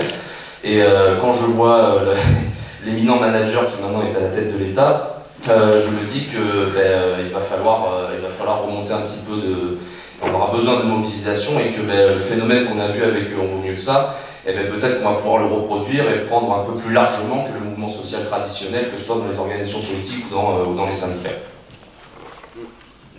D'ailleurs, autre truc à l'époque qui va complètement dans le sens de ce que tu dis, c'est que les premières manifs ont été accélérées par le fait que c'est un militant CGT, donc plutôt proche de la base, qui a lancé l'événement Facebook pour dire allez, grosse manif là, sans attendre la direction. Et la CGT a été débordée par sa base à ce moment-là aussi. Donc en effet, soyons la base qui déborde. Et il y a plein de... Voilà. Mais c'est très juste. Et je voulais revenir sur cette idée d'espace aussi et de verticalité, machin. Parce que ces espaces sont nécessaires justement pour former les gens à la prise de parole publique. Et c'est en multipliant les espaces comme ça qu'on aide les gens à monter en compétences dans le domaine de la prise de parole publique, parce qu'on a besoin de reprendre la parole. Et mine de rien, c'est un métier, c'est un savoir-faire, c'est une somme de compétences, quoi. Donc il faut aussi encourager ça, et la logique purement horizontale aussi de ne nous mettons jamais en avant, etc., parfois nous a ralenti. Et on sait, parce que nous-mêmes, On vaut mieux que ça, on a eu énormément ces débats en interne, et à l'époque je défendais une ligne très horizontale, justement, qui a rendu l'entreprise aussi un petit peu difficile. C'est plutôt des débats internes, comme on dit, à mon avis, l'entreprise difficile. Mais c'est vrai que sur l'expérience d'On vaut mieux que ça, il y a eu plein de trucs qui sont passés juste parce que les gens prenaient la parole. Je me rappelle de ces gens qui, ça faisait 10 ans qu'ils souffraient au travail, puis ils font un tweet et ils nous disent « Ah bah du coup je suis allé au prud'homme ». Juste ça, quoi. Déjà, politiquement, c'est assez dingue. Et effectivement, il y en a, il me semble, depuis qu'on du coup bien commencé leur chaîne YouTube, depuis qu'on commençait à faire des trucs. Et clairement, par rapport à Macron, tous les outils qui ont été mis en place dans l'opposition à la loi travail, que ce soit nous, avec nos vidéos, parce qu'on s'est beaucoup politisé, enfin moi je me suis vraiment totalement politisé à ce moment-là, mais je suis pas le seul, il y avait aussi Buffy, il y avait Stony, il y avait plein de gens qui se sont vraiment dit là il faut faire quelque chose, là c'est maintenant ou jamais. Et ben tous ces outils-là, tout ce qui s'est passé avec Nuit debout, tout ce qui se fait passer maintenant avec la France Insoumise, tout ça, c'est génial parce que c'est des outils, comme je dis, c'est acquis en fait. Et tout ça, une fois que c'est acquis, ça peut être réutilisé. Et ce qu'on a fait avec On vaut mieux que ça, on l'a toujours dit, et c'était notre premier espoir, c'est que les gens s'approprient le truc. Et il y avait des gens dans la rue qui disaient On vaut mieux que ça, à côté de moi, sans savoir une seule seconde que j'avais trouvé le slogan sur Skype à 3h du matin avec toi, tu vois. Et ils ne le savaient pas, et ils gueulaient le truc. Et c'était pour moi la plus grande réussite parce que les gens s'étaient appropriés totalement le truc, il était à eux, il n'était plus à nous, et c'est ce qu'on voulait absolument en tout cas réussir. Et là-dessus, je pense qu'on peut mettre un peu d'horizontalité et permettre des trucs qui peut-être sont pas méga payants à court terme, mais le sont à long terme. Des gens qui ont vécu Nuit debout, ils ont envie d'en faire d'autres. Et ils ont envie d'en faire d'autres, peut-être tant mieux. Et justement, là, il y a eu tous ces débats aussi à Nuit debout sur horizontalité, verticalité, est-ce qu'il y a un leader, est-ce qu'il n'y en a pas. Il y a eu tout ça, il y a eu des lordons qui sont venus aux tribunes pour raconter leur point de vue, puis qui ont un peu changé d'avis, puis qui l'ont modifié. Et donc, s'il y a un Nuit debout 2 sous Macron, ce qui va très probablement arriver, je pense, dès que le mec il va arriver au pouvoir, de toute façon, c'est ce qui va à peu près se passer. Et quand il va décider de gouverner par ordonnance et casser le code du travail, je pense que là, les gens ils vont ressortir. Et ben là, il y aura des gens qui sont forts d'expérience, qui sont plus justes. Il y a beaucoup de gens à Nuit debout qui disaient c'est la première fois, moi j'en croise des plans, quand j'allais là-bas, ils disaient c'est la première fois que je parle de politique. C'est la première fois que je fais un truc politique. Et c'est pareil avec la France Insoumise. Combien de gens c'est la première fois que je vais voter? C'est la première fois que je m'intéresse enfin à ça. Et ça, c'est acquis, c'est à vie en fait. Une fois qu'on y a pris goût, bah forcément on a envie d'y retourner. Ça, c'est très important, je pense quand même, c'est à souligner quoi. Donc, une question. Tu veux dire autre chose? Oui, bah attends, viens déjà, ça je finis mon propos.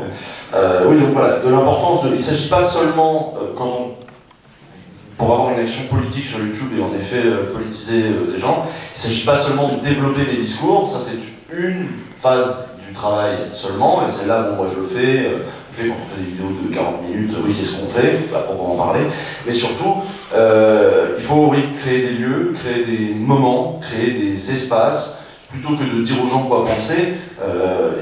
Il est important aussi de leur dire déjà venez parler et parlons, en fait on a besoin de parler, on a besoin d'échanger, et c'est pour ça que tout à l'heure on parlait du YouTube Underground, ça aussi c'est important, parce que tous les débats qu'ils vont avoir là maintenant, ensuite, quand ils y repenseront, ils se diront, ça, je vois, donc du coup, je vois que quand on est plutôt comme ça, on pense comme ça, quand on est plutôt comme ça, on pense comme ça, et ils structurent comme ça leur pensée politique, parce qu'ils ont eu ces discussions à un moment, ils ont sorti des arguments, on leur a sorti des contre-arguments, et Nuit debout, il y en a qui ont dit que ça allait foirer, le mouvement contre la loi travail, eh ben, il n'a pas fait retirer la loi travail, et dans une certaine mesure, nos adversaires politiques, les conservateurs, prennent un grand plaisir à dire qu'on a tout raté, et qu'on ne fait que rater de toute façon, même 68 on l'a raté, ben on rate tout. Mais c'est pas vrai, il y a une génération à mon avis là qui est en train de se créer, dont là-haut ils doivent avoir aussi peur, et ils peuvent avoir aussi peur qu'ils ont eu peur de la génération de mai 68. D'autant plus qu'il y a un trait en commun, c'est que la génération de mai 68 c'était la future élite, et que dans 10 ans, les gens qui se... Vous là, les gens qui se politisent, que ce soit Nuit debout, Le Travail, YouTube, ou France Insoumise aussi d'ailleurs, vont être à des positions de responsabilité, des positions de pouvoir, des positions où ils vont être à même de transmettre aussi des discours à ceux d'après, et vont être dans des positions dominantes. Donc on n'est pas juste des gens mal peignés qui ont raté leur mouvement de hippie. On est une génération qui a créé un truc, quoi, qui va rester, je pense. Et il y a une autre analyse pertinente aussi, qui est celle du comité invisible, qui dans l'insurrection qui vient ne parlait pas spécifiquement de Nuit debout, puisqu'à l'époque ça n'existait pas, mais parlait des mouvements Occupy Wall Street, enfin les différents mouvements qui étaient comme ça, et qui disaient effectivement, si on regarde sur le court terme, l'efficacité est nulle, parce que les lois sont passées, parce que ça n'a rien changé, parce que etc. Mais ce qui a été intéressant là, et ils mettent ça en avant et ils ont tout à fait raison de le faire, c'est qu'il y a eu du commun. C'est-à-dire qu'il y a eu du travail en commun, c'est-à-dire à la fois de l'éducation populaire, des gens qui sont emparés de la télé, des gens qui ont dit bah tiens moi je veux un peu de savoir, je vais essayer de le faire. Il y a eu aussi tout simplement savoir gérer des chiottes, savoir gérer de la bouffe pour plein de personnes, savoir gérer des lieux, voir justement quand il y a un mec qui prend l'autorité, au début on oh c'est pas grave, puis au bout d'un moment on lui rentre dedans, et comment on lui rentre dedans, comment on s'organise. Tout ça c'est du travail en commun et c'est des expériences de société qui permettent aussi ben voilà, de mettre les mains dans le cambouis et à un moment donné de fonder l'idéal qu'on aimerait avoir, parce que si demain on fout la démocratie directe, même moi je sais pas comment on va faire, hein. C'est comment on fait, comment on en parle, donc c'est pas mal d'avoir ces expériences, et parfois ces mauvaises expériences à petite échelle, mais qui vont nourrir tout le monde, et en plus ça nourrit des fois des intellectuels, mais aussi des personnes qui sont pas du tout intellectuelles et qui vont avoir des remarques qui vont être très pertinentes sur moi j'ai fait que la bouffe à Nuit debout et j'ai vu que c'était le gros bordel parce que les mecs s'en foutent, parce que machin truc, et ça c'est des trucs qui sont très importants à noter, et dans l'insurrection qui vient ils insistent beaucoup là-dessus, et c'est un truc que je retrouve aussi moi, dans la culture libre, ce côté dans l'alternative en fait, où c'est pas parce qu'il se passe quelque chose comme par exemple le droit d'auteur en ce moment, qu'on ne peut pas passer à côté avec des contrats, avec des manières de faire. Donc, par exemple, je suis sur YouTube, parce que je ne vois pas d'autres solutions ergonomiques et stables, mais mes vidéos sont en CC0, sont sous la licence libre Creative Commons, pour que n'importe qui puisse les télécharger, pour que n'importe qui puisse les mettre sur les torrents, les récupérer, les diffuser, que ce soit maintenant, etc. Il faut pouvoir créer ces outils et se rappeler que si le but final c'est les communs, il faut créer des communs. Et ça, Nuit debout, discours de la France Insoumise, on voit mieux que ça, c'est des réussites totales sur ce niveau-là. Parce qu'au moins, il y a eu ces premières expériences qui vont en faire naître de nouvelles. Donc tout le discours, parce que le discours sur Nuit debout, c'est incroyable. Au début, c'était « Ah, c'est mignon, ah, c'est nouveau, ah, c'est peut-être un mai 68 », et maintenant, c'est... Enfin, j'ai l'impression que tout le monde a dit « Ouais, c'est de la merde, en fait, ça n'a pas marché, c'est nul, c'était tout pourri, votre hashtag, il a servi à rien, lol ». Et il y a beaucoup de trucs, mais si c'est acquis, et cette expérience, c'est vraiment important, quoi. C'est pour le comité invisible, c'est la grande réussite, et c'est ce qui nous paie après créer des France Insoumises, qui créent des Bernie Sanders, et il l'avait très justement analysé à l'époque, et ça commence à dater hein, déjà. Et on voit que c'est tous les mouvements qui se lancent un peu partout en Europe, ça va dans cette direction. Donc c'est important aussi que ces choses-là se passent, et qu'elles ratent, parce que c'est par l'échec aussi qu'on arrive à la réussite au bout d'un moment, quoi. Dans cette phrase de macroniste. Vas-y, une question peut-être là. Ah oui, il y a une queue.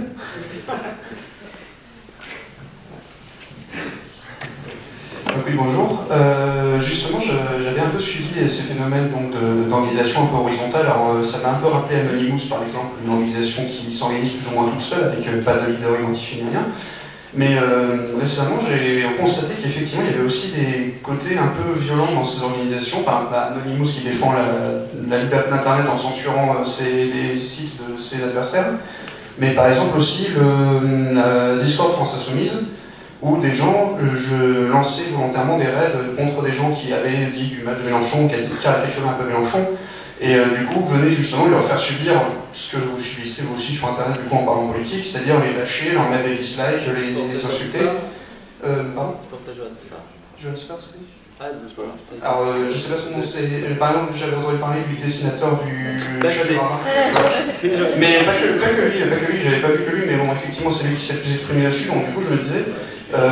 Et ça arrive beaucoup de repoussoirs à pas mal de gens. Il y a beaucoup de gens qui ont dit bah, regardez, c'est des dictateurs, c'est des apprentis dictateurs, ils censurent les gens, ils te massacrent dès que tu essaies d'un peu critiquer leur mouvement. Et du coup, je me demandais, est-ce que. Alors, moi, j'ai essayé de faire de mon côté en disant, bah oui, mais non, regardez, c'est pas toute la France insoumise, c'est que quelques gens qui sont violents comme ça. Mais du coup, comment est-ce qu'on pourrait, en tant que mouvement, vu que les directeurs de campagne de Mélenchon ne sont pas vraiment exprimés dessus, est-ce qu'il y aurait vraiment moyen, en tant que mouvement, de lutter contre ça ?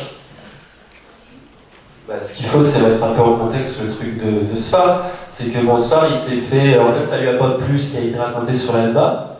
Et du coup, il a raconté une connerie. Il a vraiment dit une connerie. Il a dit, ah bah ça y est, Mélenchon va faire un dictateur. Je sais plus ce qu'il a dit, mais il a dit un truc qui était faux, qui était même pas dans le programme, où il avait dit, ça y est, on va s'allier à tel truc. Donc il a dit quelque chose de manifestement faux. Et il y a des gars sur le Discord insoumis qui ont dit. Notamment le screen qu'a montré Sfar est très révélateur parce qu'il a chopé un gars dans un blabla, et c'est 3000 personnes, voire plus maintenant, mais c'est 3000 personnes qui discutent toute la journée. Donc vous doutez bien que là-dedans il y a des gars qui disent des conneries, forcément. Donc là c'est un gars en plus qui n'a pas dit une connerie, qui avait dit hey, je viens de voir ce truc passer, c'est une fake news, est-ce que quelqu'un a des arguments de fond pour qu'on puisse dire à Sfar qu'il se trompe? J'ai vu pire en termes de harcèlement sur internet, hein, parce qu'en général les mecs ils prennent pas le temps de t'écrire un truc de fond, ils disent juste d'aller niquer ta mère. Donc ça va beaucoup plus vite. Et le gars, du coup, il y a eu plein d'insoumis qui ont été postés. Effectivement, on peut aussi s'inquiéter de ces formes-là. Après, c'est des outils militants, mais on peut aussi s'inquiéter de ces formes-là. Après, vous avez la même chose. Des fois, il y a des gens qui s'expriment en conférence et il y a des militants d'un parti adverse qui se ramènent pour empêcher la conférence. C'est des trucs qui ont déjà existé. Mais là, en fait, ce qui est très intéressant, c'est là où la mise en contexte est primordiale. C'est que du coup, lui, il a fait un post pour dire ah bah vous voyez, les insoumis, c'est des fachos, comme quoi, machin. Donc, en s'appuyant sur un mec anonyme dans un blabla et en ridiculisant tout un mouvement, évidemment, il n'a pas pris de nuance ni de pincette. Et ce qui est très incroyable, c'est que derrière, absolument toute la presse l'a reprise en disant mais oui, vous voyez, pendant que c'était cette fameuse semaine de bashing médiatique sur Mélenchon autour de l'Alba, parce qu'il y a eu un nombre incroyable de fake news dans tous les sens. Même des journaux comme Libé ou Le Monde qui se prétendent des codex ou des intox, il y avait des articles à longueur de journée pour bâcher Mélenchon, et ça a énormément servi. Et c'est quand même là qui est marrant, c'est qu'un mec, Johan Sfar, qui s'exprime de manière fausse sur Facebook, se fait lui reposter dans tous les médias, alors qu'à aucun moment on a été interrogé les mecs de la Discord insoumise, et tu disais ouais, les directeurs de campagne n'en ont pas parlé, mais parce que leur ligne a toujours été le Discord insoumis et aux insoumis. Nous, on n'y participe pas, ils font émerger des trucs. Et du coup, ils sont restés cohérents avec ça, mais du coup, les insoumis ne pouvaient pas se défendre. Ils se défendaient sur le net et ils passaient encore plus pour des harceleurs. Donc, il y a une mise en contexte là-dessus. Oui, je vais faire une montée en généralité. Faut assumer la conflictualité. La politique, c'est le conflit. La politique, c'est la baston. Alors, des mecs bien coiffés avec leur costard à la télé qui viennent dire oh, c'est violent, il y en aura toujours. Il suffit qu'il y ait des syndicats dans les rues et que ça bouge dans les rues, c'est toujours trop violent pour eux, évidemment. Les féministes, elles gueulent toujours trop fort, mais évidemment. Tu vois, sinon c'est infini, quoi. On va pas commencer à être poli parce que eux, ils nous disent d'être polis. Donc, en effet, il y a des gens qui disent des conneries, on se mangeait des rêves dans la gueule, bah, ils vont comprendre qu'il faut dire un peu moins de conneries, ou que c'est un peu moins la fête à la saucisse qu'avant, que c'est pas comme dans les médias et qu'on peut pas juste dire ce qu'on veut, puis rentrer chez soi et puis on n'en parle plus. Là maintenant, en effet, Internet ça laisse des traces, tu dis une connerie ça laisse des traces, et nous aussi on s'en prend plein la gueule. Hein. On s'en prend plein la gueule non seulement parce qu'on a nos adversaires sur les réseaux, mais aussi parce qu'il y a aussi des médias qui nous en foutent plein la gueule de temps en temps. Donc moi je suis pas pour le soyons sympas, comment on peut être peace and love. C'est toujours à la gauche d'être sympa, c'est toujours à nous d'être les bisounours, de tolérer, il faudrait qu'on tolère les fachos, on comprend pas, vous êtes pas ouverts, vous êtes pas gentils, mais c'est un combat les gens quoi, c'est un combat, je dis les gens. Écoutez les gens, hein. Courage les gens. Donc bon, non, c'est la baston. Alors évidemment, c'est la baston. Voilà, bon, c'est ce que je tiens là-dessus.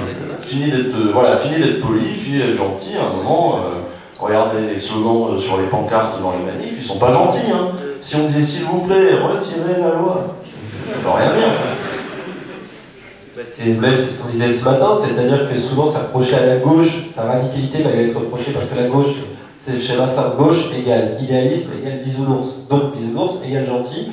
Donc les militants de gauche qui gueulent trop fort, c'est pas des vrais militants de gauche, ils sont pas tolérants, ils veulent pas parler avec les fachos, ils sont pas tolérants. Alors que, et après, on va vous sortir des arguments du style, on en parlait ce matin, oui, l'extrême droite, au moins, parle avec tout le monde. Bien sûr qu'elle parle avec tout le monde, c'est parce qu'elle cherche à bouffer à tous les râteliers.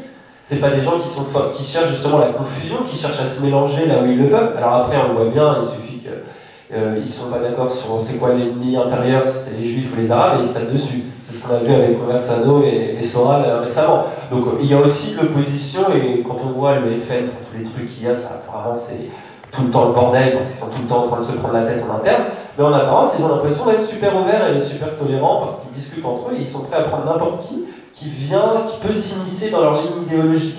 Moi, je me rappellerai toujours, ça date maintenant, mais du moment où j'avais vu Soral et Marseille faire des selfies ensemble, quoi. C'était une époque où il n'y avait pas tant de sexe par internet, et je me dis, putain, mais c'est bon, ils sont vraiment prêts à tout, quoi, l'un comme l'autre, pour réussir dans leur petit truc. Et la gauche, elle va avoir des valeurs et des choses sur lesquelles elle est intraitable. Et on lui reproche toujours des choses. Et il y a eu ça s'est encore vu de manière magnifique ces derniers temps, où avec le truc de Jean-Luc Mélenchon et Hamon, on n'a pas arrêté de les embêter avec ça. Puis ensuite, quand c'était le tour de Hamon de se rendre, alors là, on l'a un peu moins embêté. Et à la fin, c'était oui, il faut absolument reporter les voix. À aucun moment, on a été emmerdé les électeurs de Fillon, qui pourtant avaient le plus gros report de voix sur le vote FN. À aucun moment, eux, on a été les embêter. Il y a toujours ce truc qui revient et c'est incessant, quoi. Sinon, j'ai une question, alors moi, le truc, c'est que déjà, je m'exprime, je ne connais pas du tout en politique, comme je disais, j'ai pas vraiment de conscience politique, juste, j'ai plusieurs points sur lesquels j'aimerais revenir. Le premier, j'ai beaucoup hésité à vous le dire, parce que c'est vrai que depuis tout à l'heure, vous dit des trucs super intelligents et très vrais, avec lesquels je suis plutôt d'accord. Et juste un truc que j'ai trouvé un peu condescendant, c'était de dire ouais, bon, t'as vu, c'était une faute de français dans les vidéos de muscu, on s'en fout parce que le public de muscu, là ça fait un peu, c'est tous des cons, on les écoute pas. Du coup, je trouve que c'est quand même important, surtout si on parle de politique, d'internet, de publication et d'information de masse, de faire gaffe à pas fonctionner par préjugés. Après, moi, la muscu, c'est pas un milieu que je fréquente ou que je connais pas, j'ai pas d'exemple pour dire ouais, mais attention, il y a un mec intelligent qui fait ça, c'est juste par conscience intellectuelle, je trouve que tout mettre dans le même panier et faire un préjugé, c'est pas cool. Ensuite, il y a quelque chose un point sur lequel je voulais revenir, c'était tout ce qui est pouce bleu, visibilité, crédibilité. Moi, le premier truc qui m'avait fait tilter, c'était les vidéos de Bonjour Tristesse sur comment on fait d'un point de vue juridique pour traîner son patron un petit peu dans la merde, ou le mec qui lisait les textes de loi, il disait voilà comment concrètement on pouvait appliquer le truc.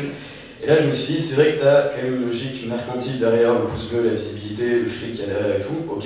Mais moi, à côté de ça, ce que j'ai vu, c'est que si je donne un point, si je m'abonne, si je partage la vidéo sur Facebook, si je mets un pouce bleu, si j'en parle à mes potes autour, ouais, il va y avoir des vues. Ça va engranger tout le système un peu à la con dont vous parlez de YouTube, mais ça va aussi donner une visibilité, et ça va peut-être permettre à quelqu'un qui connaissait pas, qui savait pas du tout que ça existait, de voir le truc. Et ensuite, donc il y avait ça, et il y avait un troisième point, il y avait plusieurs trucs, j'ai tout noté au fur et à mesure, et je trouve carrément. Tac. Ouais, donc du coup, c'était vraiment un peu changer le rapport aussi à tout ce truc de visibilité. Et après, il y a un autre truc, aussi un autre point, c'est plus ce côté un peu plus intellectuel du truc. Mais moi, ce dont j'ai peur un peu avec Internet, et je le vois, je vérifie, le truc qui m'a fait le plus mal au cœur, c'est le site Mademoiselle. C'est-à-dire que les initiatives est géniales, franchement, je veux dire, l'idée qu'il y a derrière et le fait qu'il y ait une création d'une plateforme de parole qui soit vraiment bien mise en avant, qui soit bien foutue, qui soit intuitive et tout, c'est cool. Mais après, le problème, c'est qu'il y a une logique aussi d'entre-soi. Il y a une logique de validité, de confirmation d'opinion et pas de fait. Il y a des débats d'opinion, pas de fait. Et ça, c'est quelque chose qui me fait peur avec Internet, c'est de créer plein de microcosmes où les gens sont... C'est comme ce qu'il m'a fait tout à l'heure, en plus j'y ai pensé qu'on m'a fait ça, mais qui est de droite ici. Voilà. Il y a un moment où il faut faire gaffe à entre-soi, et je trouve que l'Internet, ça peut être très dangereux pour ça. Voilà, les fameuses bulles de filtre. Tu voulais peut-être répondre sur la remarque? Je réponds un peu sur tout. D'abord sur l'orthographe et les fautes de français, etc. Je ne conçois pas l'orthographe et les fautes de français correct comme une valeur en elle-même. Je les vois comme des mécanismes de domination aussi de la part des puissants et des dominants. Et je dis juste qu'il y a des champs dans lesquels les puissants et les dominants font très attention et veulent garder leur emprise. Et quand je dis dans le champ politique, tu ne peux pas te pointer en faisant des fautes d'orthographe parce qu'ils sont tous là. Et que c'est précisément un des modes qui fait qu'ils font le tri et que tu peux pas arriver avec un français random. Et quand je dis français random, c'est pas un jugement de valeur. Je vois très bien quelles populations ont accès aux moyens de se forger un français digne de ce qui serait acceptable pour les bourgeois. Quoi. Donc après j'ai dit la muscu, j'avoue, je fais pas de muscu donc je connais pas. Mais c'est un champ qui est plus loin, tu vois, des dominants où ils ne le scrutent pas spécialement, tu vois. Donc c'est un champ où c'est moins grave. Ça se retrouve, ça va, j'ai oublié de dire un truc. Oui, tu voulais rajouter la relève, ouais, écoute. Mais c'est juste, là, je pense que tout le monde m'entend. C'est juste, moi, il y a un truc que je comprends pas, je me rappelle les conseils de ma maman. Alors, c'est très con, hein, mais en primaire, c'est le grand musclé qui arrive, qui te tape, tu lui parles pas. Plus tu vas lui donner du crédit, plus il va être crédible, plus il va se sentir fort parce qu'il va se nourrir de ça. Alors là, c'est vrai qu'on parle de politique et que on ne parle pas de bac à sable ou d'école primaire. Mais oui, il y a un truc, c'est que. Un truc à la con par exemple, je me rappelle tout le bordel qu'il a eu, ça a pris une place pas possible avec le rapport dissident. Le mec, ça avait pété dans tous les sens. Tout le monde se foutait sur la gueule, moi j'ai suivi le truc de loin parce que ça apparaissait partout sur YouTube. Et puis j'étais qu'est-ce qui se passe?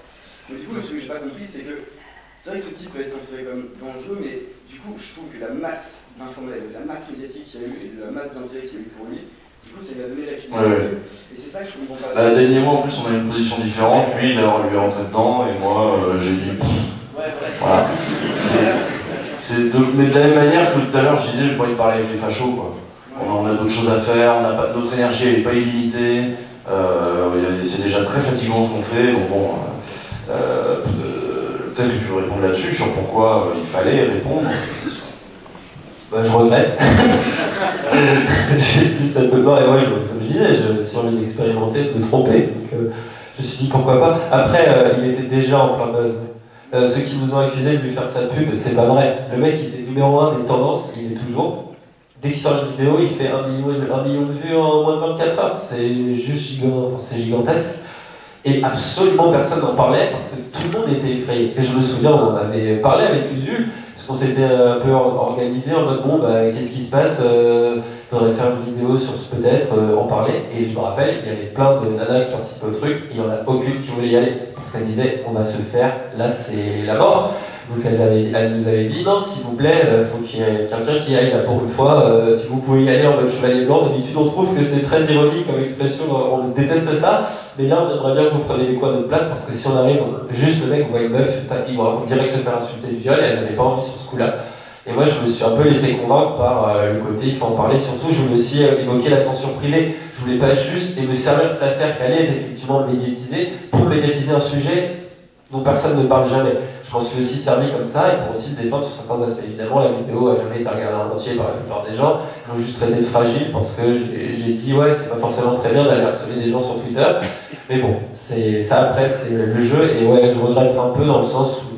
Mais bon, c'est pareil, quoi, un autre l'aurait fait à ma place de toute façon. Est-ce qu'il l'aurait fait de la même façon? Parce que voilà, j'en sais rien. Ça a été fait, moi j'ai rien de plus à dire. Mais c'est pas vraiment, je dirais que il y a plein de nouveaux fachos sur YouTube, et je fais bon, ça sert à rien. Et je réponds sur l'entre-soi, parce que ça c'est un truc qui m'est souvent adressé, parce qu'en effet, quand je fais des confs, bah mine de rien, il y a rarement, par exemple, il y a rarement en effet des gens de droite, d'étudiants en école de commerce que je vais rassembler par centaines, non, ça arrive très, très peu. Et ça c'est un truc qu'on entend aussi souvent à gauche. Et la dernière fois, c'était la semaine dernière, quelqu'un dans une réunion m'a dit exactement la même chose. Il était à France Insoumise, et il m'a dit ouais, tu vois, là on est entre nous, et puis, mais il faut aller dans les quartiers populaires. En général, c'est cet argument-là, c'est il faut aller dans les quartiers populaires. Alors déjà, c'est supposé, que dans les quartiers populaires, ils ont besoin de moi, ce qui n'est pas évident. Je pense qu'ils peuvent aussi, qu'il y a des paroles autonomes, et que c'est pas plus mal, et qu'ils n'attendent pas que moi j'arrive leur donner la bonne parole. Et deux, on rassemble d'abord ceux qui nous ressemblent. C'est vrai, et on fait déjà un travail dans ce rassemblement-là. Il y a déjà des choses fertiles. Et de la même manière que, en effet, j'avais dit ça, c'était marrant, j'avais dit ça dans la salle. Je dis de la même manière, j'imagine que ce soir il y a très peu de militaires parmi nous. Là, il y en avait un. Bon, admettons, il y en avait un. Bon, mais c'était déjà marrant. Mais parfois, il en suffit d'un qui, voilà, et lui-même devait avoir une position délicate dans son propre groupe aussi pour se retrouver là. Et je trouve pas ça grave, l'entre-soi militant, si tu veux. Alors,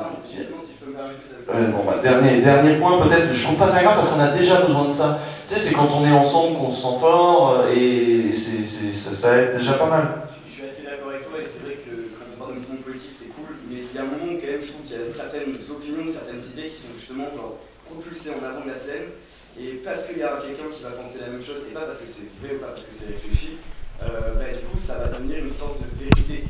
Ça va se construire en tant que vérité. La vérité ça se construit, oui. Oui, non mais ce que je veux dire, alors que c'est basé sur des conneries. Tu vois ce que je veux dire, c'est que des fois on va pouvoir faire les deux. C'est ça la politique.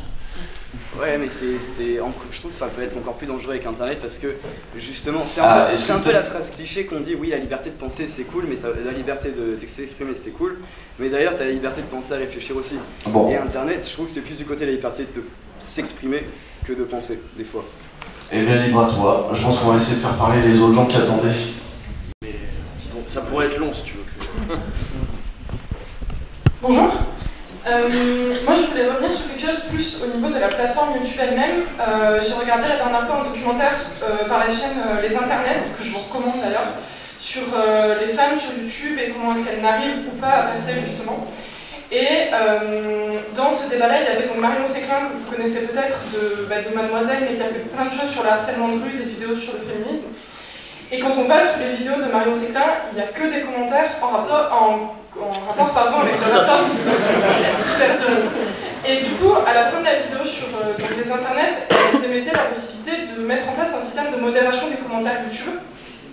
Et je voulais vous demander ce que vous en pensiez vis-à-vis des vidéos politiques, vis-à-vis de la légitimité que ça pourrait leur donner ou pas, en disant voilà, quand on va voir une vidéo, par exemple Marion Séclin, on regarde sa vidéo, on se dit ah bon peut-être, on va voir les commentaires, et là on tombe sur bim, la flashosphère, le raptor, bobo gauchiste féministe machin, truc qu'on a l'habitude d'entendre, mais du coup voilà, je voulais savoir ce que vous en pensez, comment est-ce qu'on pourrait le faire, qu'est-ce que ça pourrait apporter ou non, pour la plateforme et pour les vidéos politiques.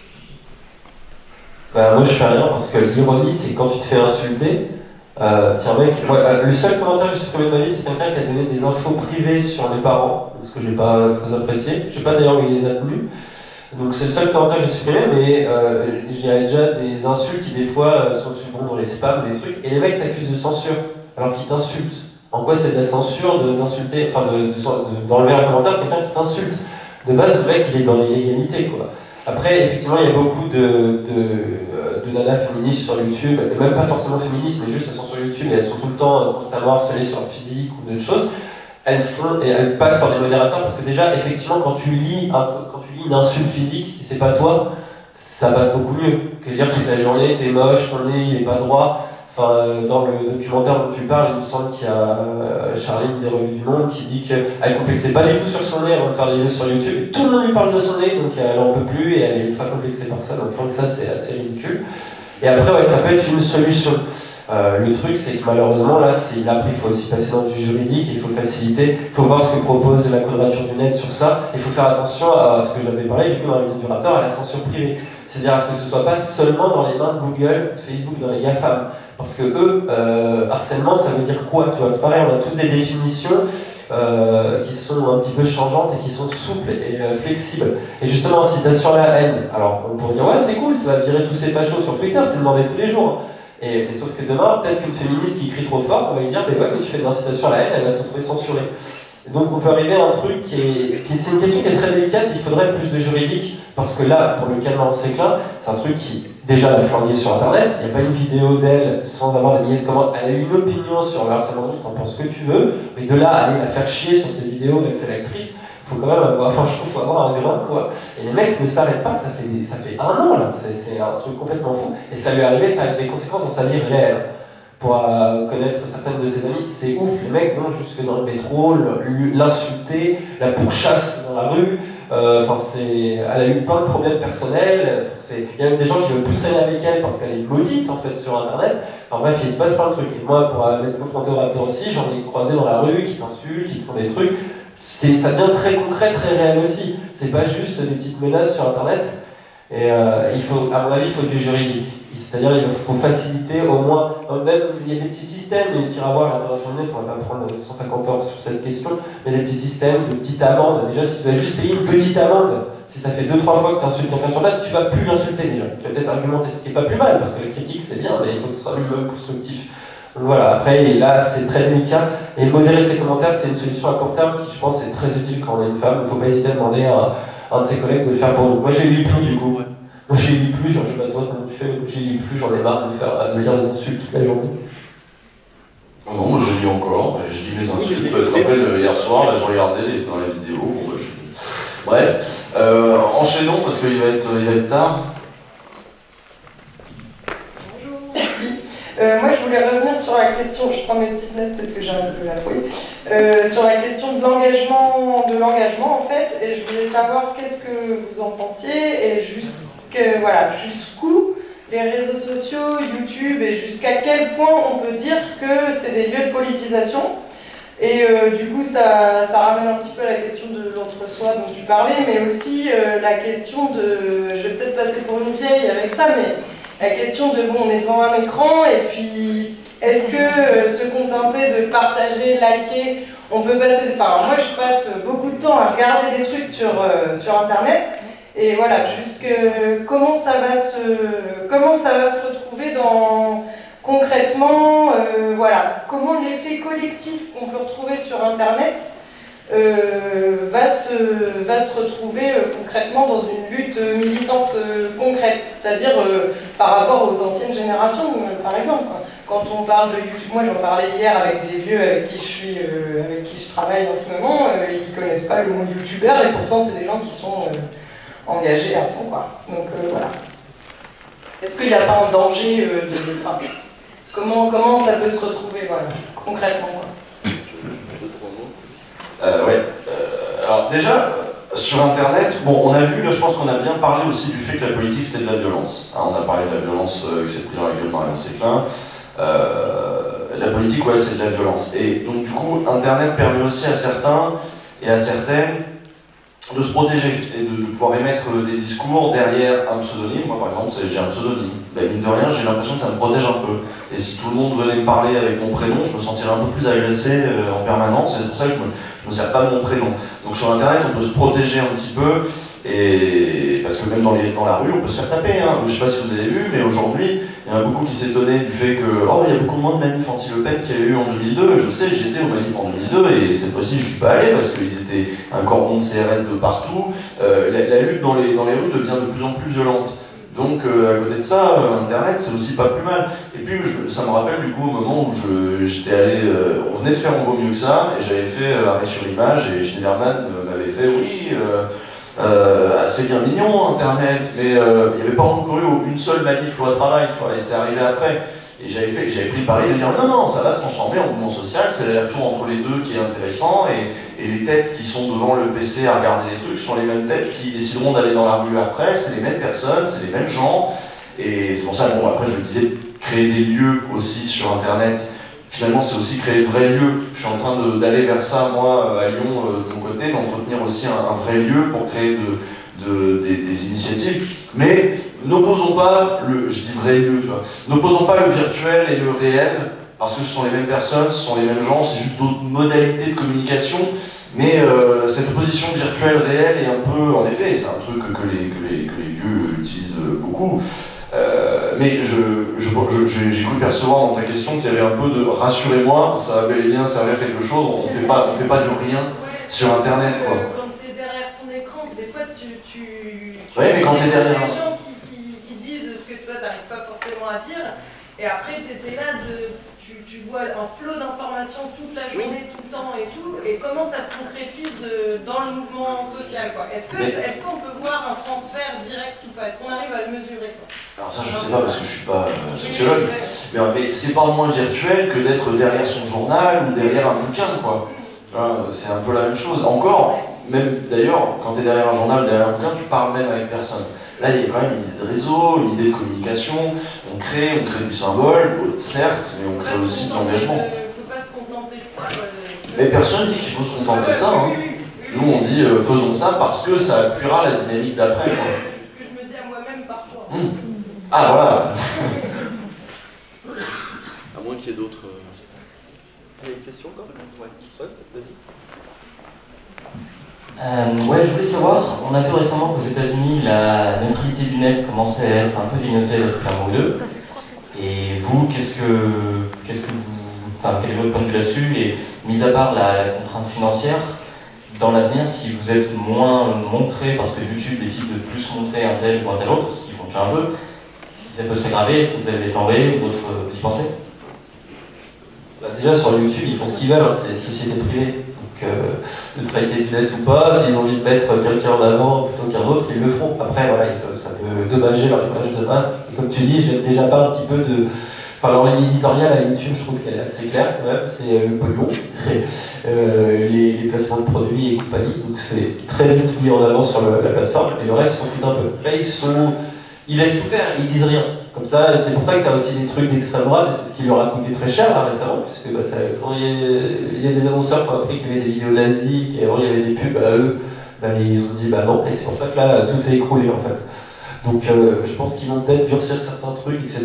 Après, pour la neutralité du net, là, c'est une question qui est légale et juridique et qui est au niveau européen, ouais, enfin, ça a quand même été assez consolidé pour le moment, mais il faut faire gaffe, c'est un droit absolument précieux qu'il faut garder. Sinon, ça va devenir n'importe quoi. Tu vas avoir des tuyaux qui vont... En fait, ça va encore une fois privilégier plus ou moins les mêmes gros sites. Ça va continuer de nous enfermer dans l'entre-soi. Il y a un entre-soi qui est très dangereux sur Internet, bien plus dangereux que dans la vraie vie, et tu as raison là-dessus. C'est les bulles de filtre, les fameuses bulles de filtre.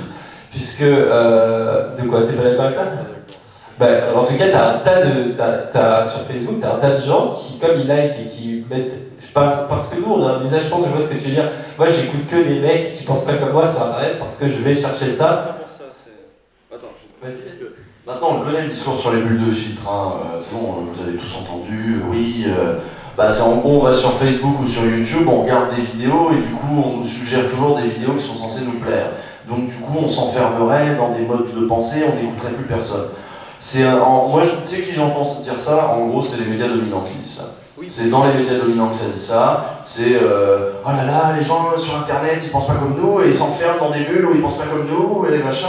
Moi, j'y vois les derniers spasmes aussi de gens qui avaient le monopole de la légitimité de la parole publique, de la diffusion d'informations et d'opinions, et qui sont en train de trouver d'excellentes raisons pour discréditer les modes alternatifs de diffusion d'opinions et de paroles sur Internet. Moi, je vois ça comme ça, parce que tous autant qu'on est, certes, on a nos bulles de filtre dont on est conscient dans une certaine mesure. Si vous aimez Dieudonné et qu'on vous resserre toujours du Dieudonné, bon, vous êtes conscient et vous savez que vous avez un Internet qui vous sert vachement à regarder du Dieudonné.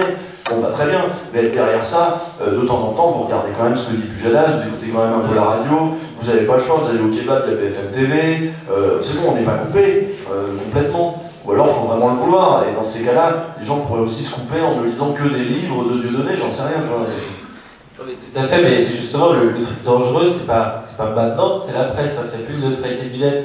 Comme je le disais aussi tout à l'heure sur la question de la neutralité, quand on voit que Google, etc., sont en train de s'allier aux gros médias de presse, parce que c'est leur truc, la post-vérité, la fameuse post-vérité, cette fameuse ère dans laquelle on serait rentré, miraculeusement depuis un an. L'expression date de 2002 en plus, je crois. Et enfin, genre, ça fait... on découvre que les gens n'ont pas forcément besoin de faits pour avoir des opinions, quoi. Wow, c'est vraiment la grande avancée du siècle. Et puis ça redonne cette idée que le journal légitime, il a de la légitimité parce que lui, il peut analyser les faits, il peut prendre des pincettes, ils n'ont pas d'opinion. Enfin, c'est la position de Samuel Laurent, le patron de l'Econnex, c'est ce qu'il vous raconte en vous disant oui, moi je suis journaliste, je sais faire mon boulot, je suis pas du tout influencé par mon parcours social et par mon milieu social, alors que ça se voit très bien que si, ça crève les yeux quand on sait bien regarder. Mais, et du coup, il y a cette question qui se pose. Et quand on voit justement les problèmes de neutralité du net, parce qu'après je voyais que ta question était quand même beaucoup plus large, et donc à me poser la question de la neutralité tout court, c'est qu'il y a un risque évident à se faire, non pas forcément fermer dans les fameuses bulles de filtre qui existent aujourd'hui et qui pour le coup sont juste là pour nous faire flipper, mais dans celles qui sont préparées justement par ces gens qui ont peur des bulles de filtre, mais qui en fait veulent nous enfermer, c'est-à-dire Facebook qui va nous dire attention, ce site n'est probablement pas fiable, attention machin, et on l'a vu qu'il y a des gens assez fiables se faisaient clairement défoncer régulièrement par le Décodex, se faisaient par le désintox, parce qu'ils n'ont pas la même opinion que ces personnes-là. Il suffit, c'est insupportable de s'en renseigner sur la situation russe En France, je trouve. Parce qu'entre les médias qui font la propagande occidentale assez pro-américaine, entre les médias russes de leur côté qui font la propagande russe et qui donnent leur point de vue, et de l'autre côté les quelques blogueurs qui vont essayer de décrypter le truc et qui se prennent des tirs croisés. Il y a le cas d'Olivier Berruyer du site écris.fr et qui a pris des coups dans l'affaire des codex, c'est juste hallucinant quoi. Donc je pense qu'il faut se méfier de ça absolument. Et c'est ça, c'est la vraie bulle de filtre, c'est ça que je voulais dire. Après la vraie bulle de filtre, elle est là en fait, et c'est la plus dangereuse. C'est pour ça que c'est important de préserver ça. Il faudrait qu'on installe tous le plugin des codex, comme ça on a la bulle de filtre, le monde. C'est ça en fait l'enjeu, c'est un enjeu politique. Ils ont détourné l'outil, en gros, c'est exactement la même chose, sauf que dès que tu vas sur un machin, il y a écrit ceci est approuvé par le monde, méfiez-vous. C'est très très drôle, je trouve. Sinon, il y a Discord qui a développé un truc, c'est Décodex Insoumis, tu peux voir les liens capitalistiques des médias, tu vois à qui il appartient, à quel groupe industriel. Mais tout à fait, mais c'est exactement l'idée d'un infopédia ou des choses comme ça est en train de germer, parce que s'il y a un risque que cette idée de décodex, immédiatement la compositeur va le récupérer à son avantage. Et ça fait totalement rentrer dans le discours manichéen des complotistes qui est attention, tous les médias sont des méchants, Illuminati, satanistes. Ah, ils ont déjà déposé des codex, ben voilà. Donc s'il faut. Là, ça devient compliqué, mais justement, moi je trouve que c'est bon pour l'esprit critique, de manière générale. Je vois la jeune génération qu'on n'arrête pas de se moquer parce qu'elle est sur Snapchat, elle a parlé de ses coupes de cheveux toute la journée. C'est toi tout à l'heure, je sais plus où t'es parti, mais qui posait la question de comment est-ce qu'on va concrétiser ça. Et ben ça va complètement dans ce sens. Parce que toute cette génération-là qui est jeune, moi je la rencontre des fois quand je vais dans les lycées et tout, et on nous sort qu'ils sont débiles et qui regardent que de la merde. C'est vrai, pour le moment ils regardent des trucs sur YouTube qui sont pas terribles, etc. Sauf qu'ils sont déjà habitués à prendre la parole sur leur coupe de cheveux. Quand à un moment donné ils vont se retrouver au chômage, est-ce qu'ils vont pas aussi prendre la parole s'ils le font pour leur coupe de cheveux, pour leurs droits? Ils vont peut-être plus facilement le faire que même ma propre génération. Et ensuite, ils savent que sur Internet, il y a quasiment des conneries. Mais du coup, ils savent aussi que dans les médias, il y a quasiment des conneries. Et ça, c'est super important. Moi, j'ai vu la transition quand il y a Internet arrivé chez moi, où avant tout ce qui était dit à la télé, c'est pas que je le croyais dur comme fer, mais ça me paraissait, c'est des experts, c'est des gens qui avaient l'air de savoir. Moi, je trouvais que Jean-Michel Apathy était un mec sympathique, parce qu'il avait un accent, au départ. Et ensuite, quand j'ai commencé à avoir elle était sur Internet et que j'ai commencé à me méfier un peu de tout ce que je voyais, parce que je disais tout et son contraire, donc j'allais chercher mes sources, j'allais regarder, j'ai appris à faire la recherche universitaire, ce qu'on apprend au niveau master, doctorat. Ici, bon, je me demande si, parfois, même si on l'en fait vraiment, mais s'il y avait tout ce niveau-là de recherche, d'aller vérifier, d'aller sourcer, d'aller croiser les sources, mais je l'ai fait instinctivement sur Internet parce que je savais pas à quoi me fier sur Internet. Il n'y avait pas Jean-Michel Apathy pour m'aiguiller. Et en fait, c'est en faisant ça qu'un jour, je me suis dit, bah tiens, je vais fact-checker Jean-Michel Apathy, et je me suis rendu compte qu'il disait que de la merde. Et c'est super utile, en fait. Et cette génération, elle est en train de grandir dans ce confusionnisme total. Donc ça peut mener effectivement plus de jeunes vers le complot, des choses comme ça. On en parlait même ce matin. Par rapport, moi j'ai plein de mecs qui étaient entièrement fans de Soral et Illuminati à 2000% dans ma timeline, qui étaient des potes de lycée, etc. Et maintenant ils sont sur Asselineau. Et certes, ils ont toujours une petite tendance vers le complotisme, mais ils discutent des traités européens. Ils parlent de trucs, ils sourcent, ils checkent, ils essayent de convaincre. Ils ont quand même pris du gamme, et c'était des gars pour lesquels j'avais pas trop d'estime au départ, parce que je me disais, mais ils croient les arts sous la terre, quoi, mais sérieusement. Et maintenant, ils commencent à parler de trucs vraiment concrets, et le gars se politise correctement. Il n'a pas les mêmes opinions, mais il a un débat qui est constructif. Et je pense que ça, c'est aussi très bien pour l'esprit critique, que justement, on arrête d'avoir des chiens de garde qui nous disent quoi penser, quoi faire, quoi. Est-ce qu'il est... On va pas tarder à arrêter, parce que... Je remarque une question. On m'entend, oui. Je voudrais revenir sur l'entre-soi et par extension le débat d'idées. On voit souvent des gens qui disent là vous faites des conférences entre gens de gauche, vous invitez pas de libéraux pour faire je rappelle ce que dit Lordon par exemple là-dessus. C'est que ça fait des années qu'on a la même doxa au niveau médiatique, où on peut parler de la fachosphère aussi sur Internet. Et pour une fois qu'on a la parole, il faudrait inviter des gens pour débattre. Enfin, moi je rappelle leur nom, il faut revendiquer le fait qu'on soit entre nous. Parce que sinon, on va débattre et on n'avance pas, quoi. Oui, c'est-à-dire que quand je dis il faut créer des espaces, ça ne veut pas dire qu'il faut créer des espaces neutres. Ça veut dire qu'il faut créer des espaces politiques. Et espaces politiques, ça veut dire aussi toi tu rentres pas. Voilà, chacun, eux ils ont les leurs, et essaie de rentrer sur le Discord Front National, tu rentres pas comme ça, il faut d'abord faire allégeance à Marine Le Pen et tout. C'est vrai, on rentre pas comme ça sur le Discord du Front National. Donc, je sais pas si c'est... je pense qu'on va s'arrêter là parce que... moi j'ai chaud à la tête. Et non, il y avait une dernière remarque, il y avait quand même des gens qui... Bon, allez, dernière remarque, et après on... Trois personnes qui voulaient parler, mais après c'est comme vous voulez en fonction de... En fait, j'en ai d'aller faire pipi.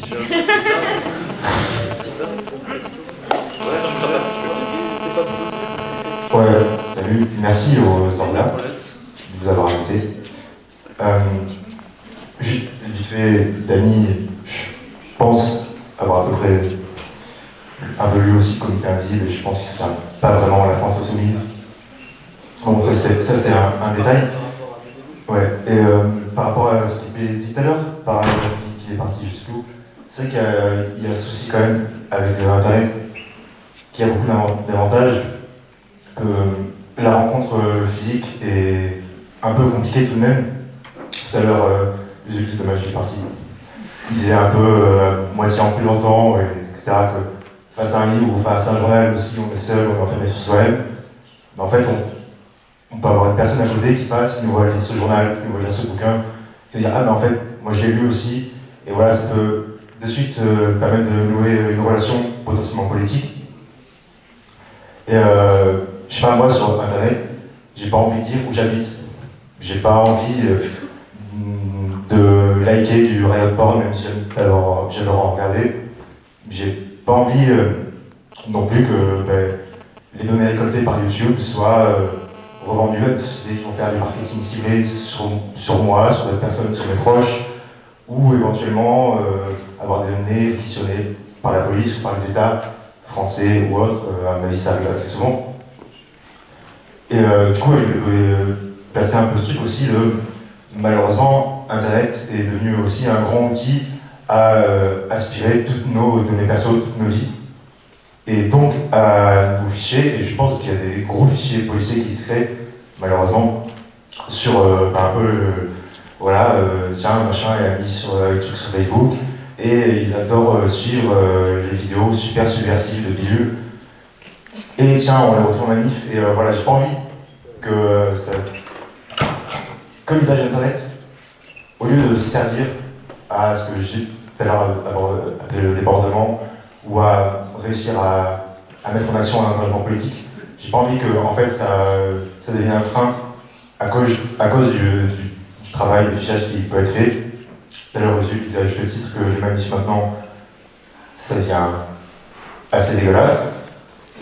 Juste après l'état d'urgence, il y a une quarantaine de personnes qui ont eu droit à des amendes et un procès parce qu'elles étaient avec manifs non déclarés. Et c'était un média indépendant, Line Press, qui a mis la vidéo en ligne sur YouTube.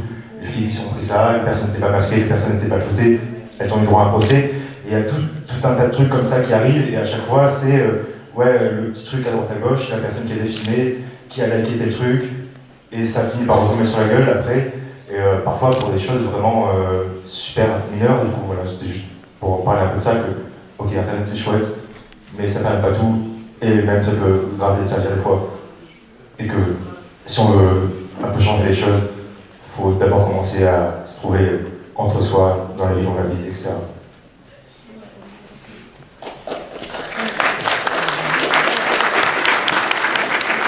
T'as raison, l'horreur de la loi renseignement, je crois qu'elle est plus approuvée. Et quand on voit que suite au manif, ni patron, ni patron, ni patrie, voilà, anti-Macron et anti-Le Pen, Macron a immédiatement annoncé qu'il allait ficher les militants d'extrême gauche. Donc voilà, on sait vers quoi on va. Hein. De toute façon, c'est à ça que ça a été utilisé. Dans le livre là, qui a flingué Hollande, comment il s'appelle déjà, un président ne devrait pas dire ça, des journalistes, dedans il y a Hollande et Valls qui disent que l'état d'urgence ne sert à rien pour arrêter le terrorisme. Ça, à peu près tout le monde le sait normalement, mais ça sert à rien.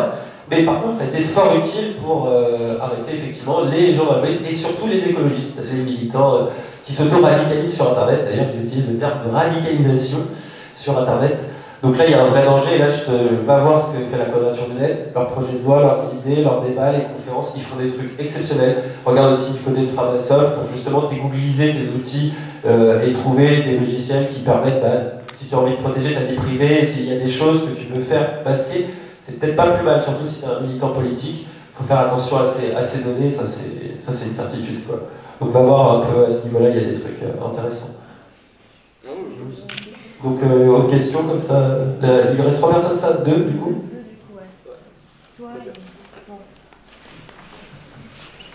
Juste un truc qui me semblait important à rappeler sur l'utilité Internet, c'est la possibilité que ça laisse à des personnes qui d'ordinaire pourraient se sentir assez isolées de s'organiser, je pense notamment au mouvement féministe et aux personnes racisées, qui trouvent du coup des espaces en ligne où elles peuvent se retrouver entre elles, discuter sans qu'elles ne sont pas toutes seules et s'organiser. Et pour aller dans le Powerman, il y a un peu de cette idée.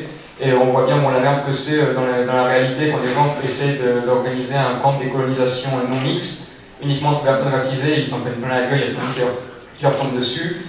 Sur Internet, c'est beaucoup plus simple d'organiser des choses comme ça. Donc je pense que c'est la chose assez essentielle à rappeler.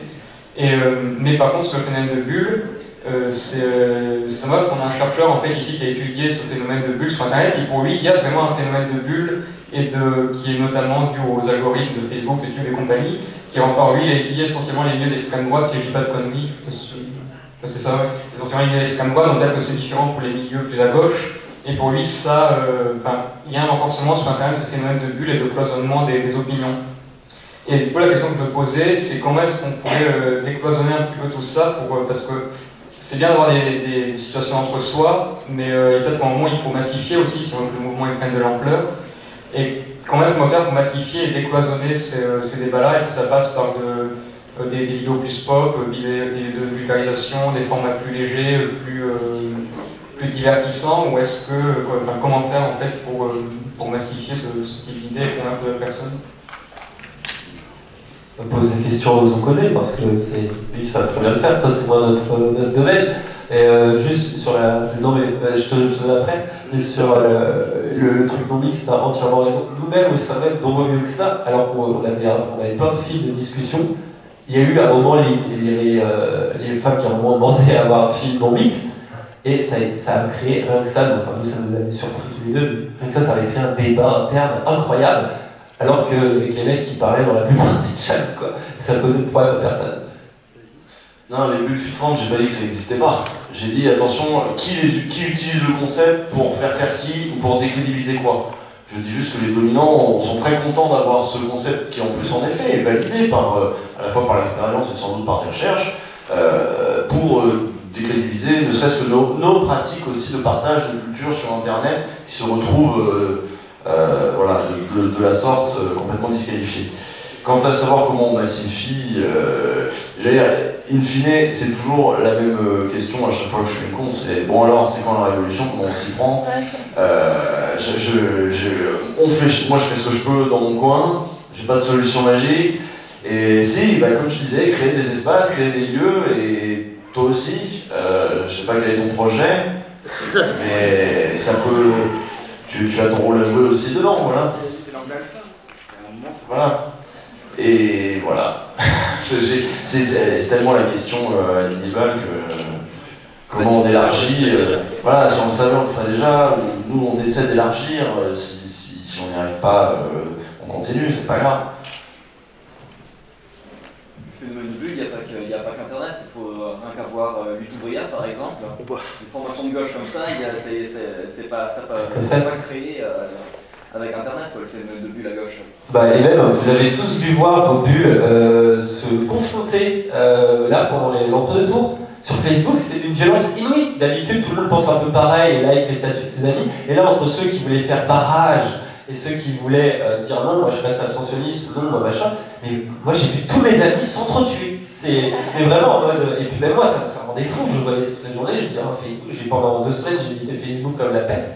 Et là, vous avez vu que là les feeds, ça marche plus parce que là, il y avait un truc, là c'était politique, les gens s'engueulaient, faisaient des argumentaires et tout. Ça revient à des trucs politiques. Aujourd'hui, ça va devenir plus calme, nos bulles de feed vont se calmer, vous allez vous souvenir que bon, c'est pas parce qu'il a voté à Londres que c'est un con.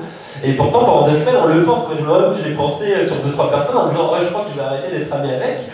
Juste parce que le mec votait avant. Je me suis dit, c'est vrai, ça devient spectaculaire, quoi. Et là, c'est un moment où on a vu aussi que c'est pas agréable, tu vois, pour tout le monde, et que Facebook, après, c'est peut-être un lieu pour ses photos de vacances, ou j'en sais rien, pour plein de gens. Je parle pas pour moi, mais pour plein de gens, c'est un lieu comme ça, qui est pas forcément politique à la base, et quand il vient, ça énerve pas mal de monde, et moi le premier, en fait. Donc j'ai été très surpris de ça. Et il y avait une dernière question, du coup? Non? C'est bon? C'était toi?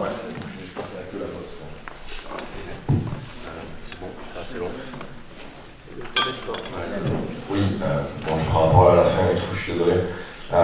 Donc là, merci, parce que c'était assez instructif. Moi, j'ai appris des trucs, parce que je suis pas forcément à la pointe d'Internet, etc.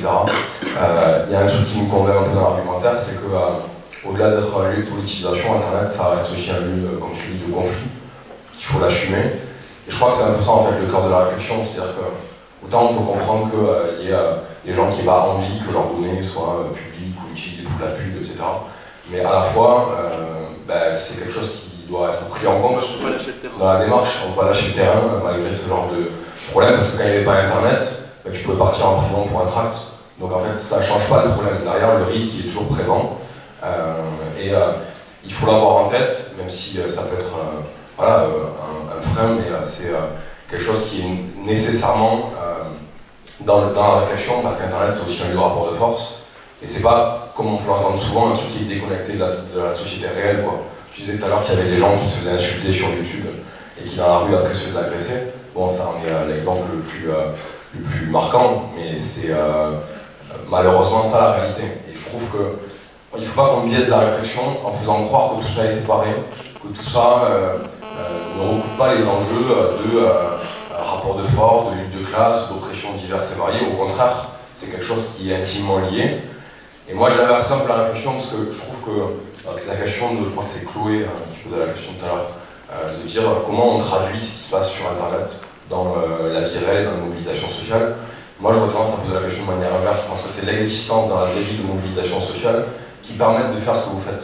C'est-à-dire qu'en Russie, vous seriez peut-être en prison et vous n'auriez pas l'ordinateur. Là, je le dis parce que c'est... Voilà. Mais disons-le clairement, on est dans un pays où il y a encore des organisations syndicales, par exemple, des mobilisations régulières, des grèves, le droit d'expression libre, etc. Malgré les attaques consulées et les reculs qui nous sont imposés. Mais c'est l'existence de mouvements réels qui permet aussi de dégager des espaces sur Internet. Et que s'il n'y avait pas de mouvement réel, il n'y aurait pas d'espace sur Internet pour faire ce truc-là, où il y en aurait beaucoup moins, et ça serait beaucoup plus contraint. Donc je crois qu'il faut quand même avoir ça en tête, parce qu'il ne faudrait pas qu'on se dise que les progrès que peut faire la gauche ou les mouvements contestataires, etc. sur Internet, c'est ça qui va libérer des espaces de lutte dans la vraie vie. Ça peut renforcer, ça peut aider, ça peut contribuer à la réflexion, ça peut créer des moments de débat, ça peut briser des barrières géographiques, parce qu'Internet, on en a peu parlé, mais en fait, ça fait se retrouver des gens qui sont aux quatre coins du monde. Mais ces trucs-là ne sont possibles que parce que dans la vraie vie, il y a des gens qui se battent, il y a des gens qui maintiennent des espaces réels de liberté, y compris d'un point de vue physique, démocratique, etc. Et je crois qu'il faut absolument se prémunir de toute réflexion qui déconnecterait ces deux éléments. Et donc ça veut dire que si on aime les... Non mais voilà, je ne sais pas que vous l'avez fait, mais j'ai un peu perçu ça dans certaines interventions. Et je crois que si on veut valoriser ce que vous faites et le rendre efficient, et si on aime ce que vous faites sur Internet, voilà, je crois que beaucoup de gens ici l'ont signifié. Ça veut dire aussi, pour permettre que ça continue, il faut s'investir, s'engager, il faut mener des combats dans la vraie vie, faire du syndicalisme, de l'associatif, de la politique réelle, tout ce que vous voulez. Mais c'est utile et on en a besoin.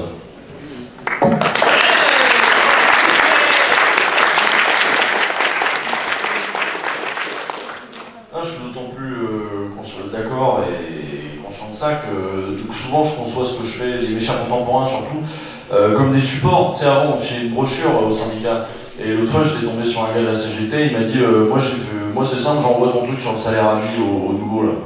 Bah, très bien. Le quoi? Je l'ai fait aussi. Tu l'as fait, t'as envoyé le salaire à vie dans... Voilà, comme une brochure, comme tu ferais lire un truc, voilà. Donc oui, et donc c'est parce qu'il y a ça, et parce que derrière ça sert à des gens, à des vraies mobilisations, que ce qu'on fait, c'est pas dans le paysage éthéré, merveilleux du monde des idées, et du débat, machin. Non, c'est dans les luttes aussi, quoi. Et ça, c'est un coup de pouce aux luttes, et c'est les luttes qui comptent, je suis d'accord, bien sûr. Est-ce que ça vous va comme mot de la fin, hein? C'est les luttes qui comptent, débordons. Et merci d'être venus.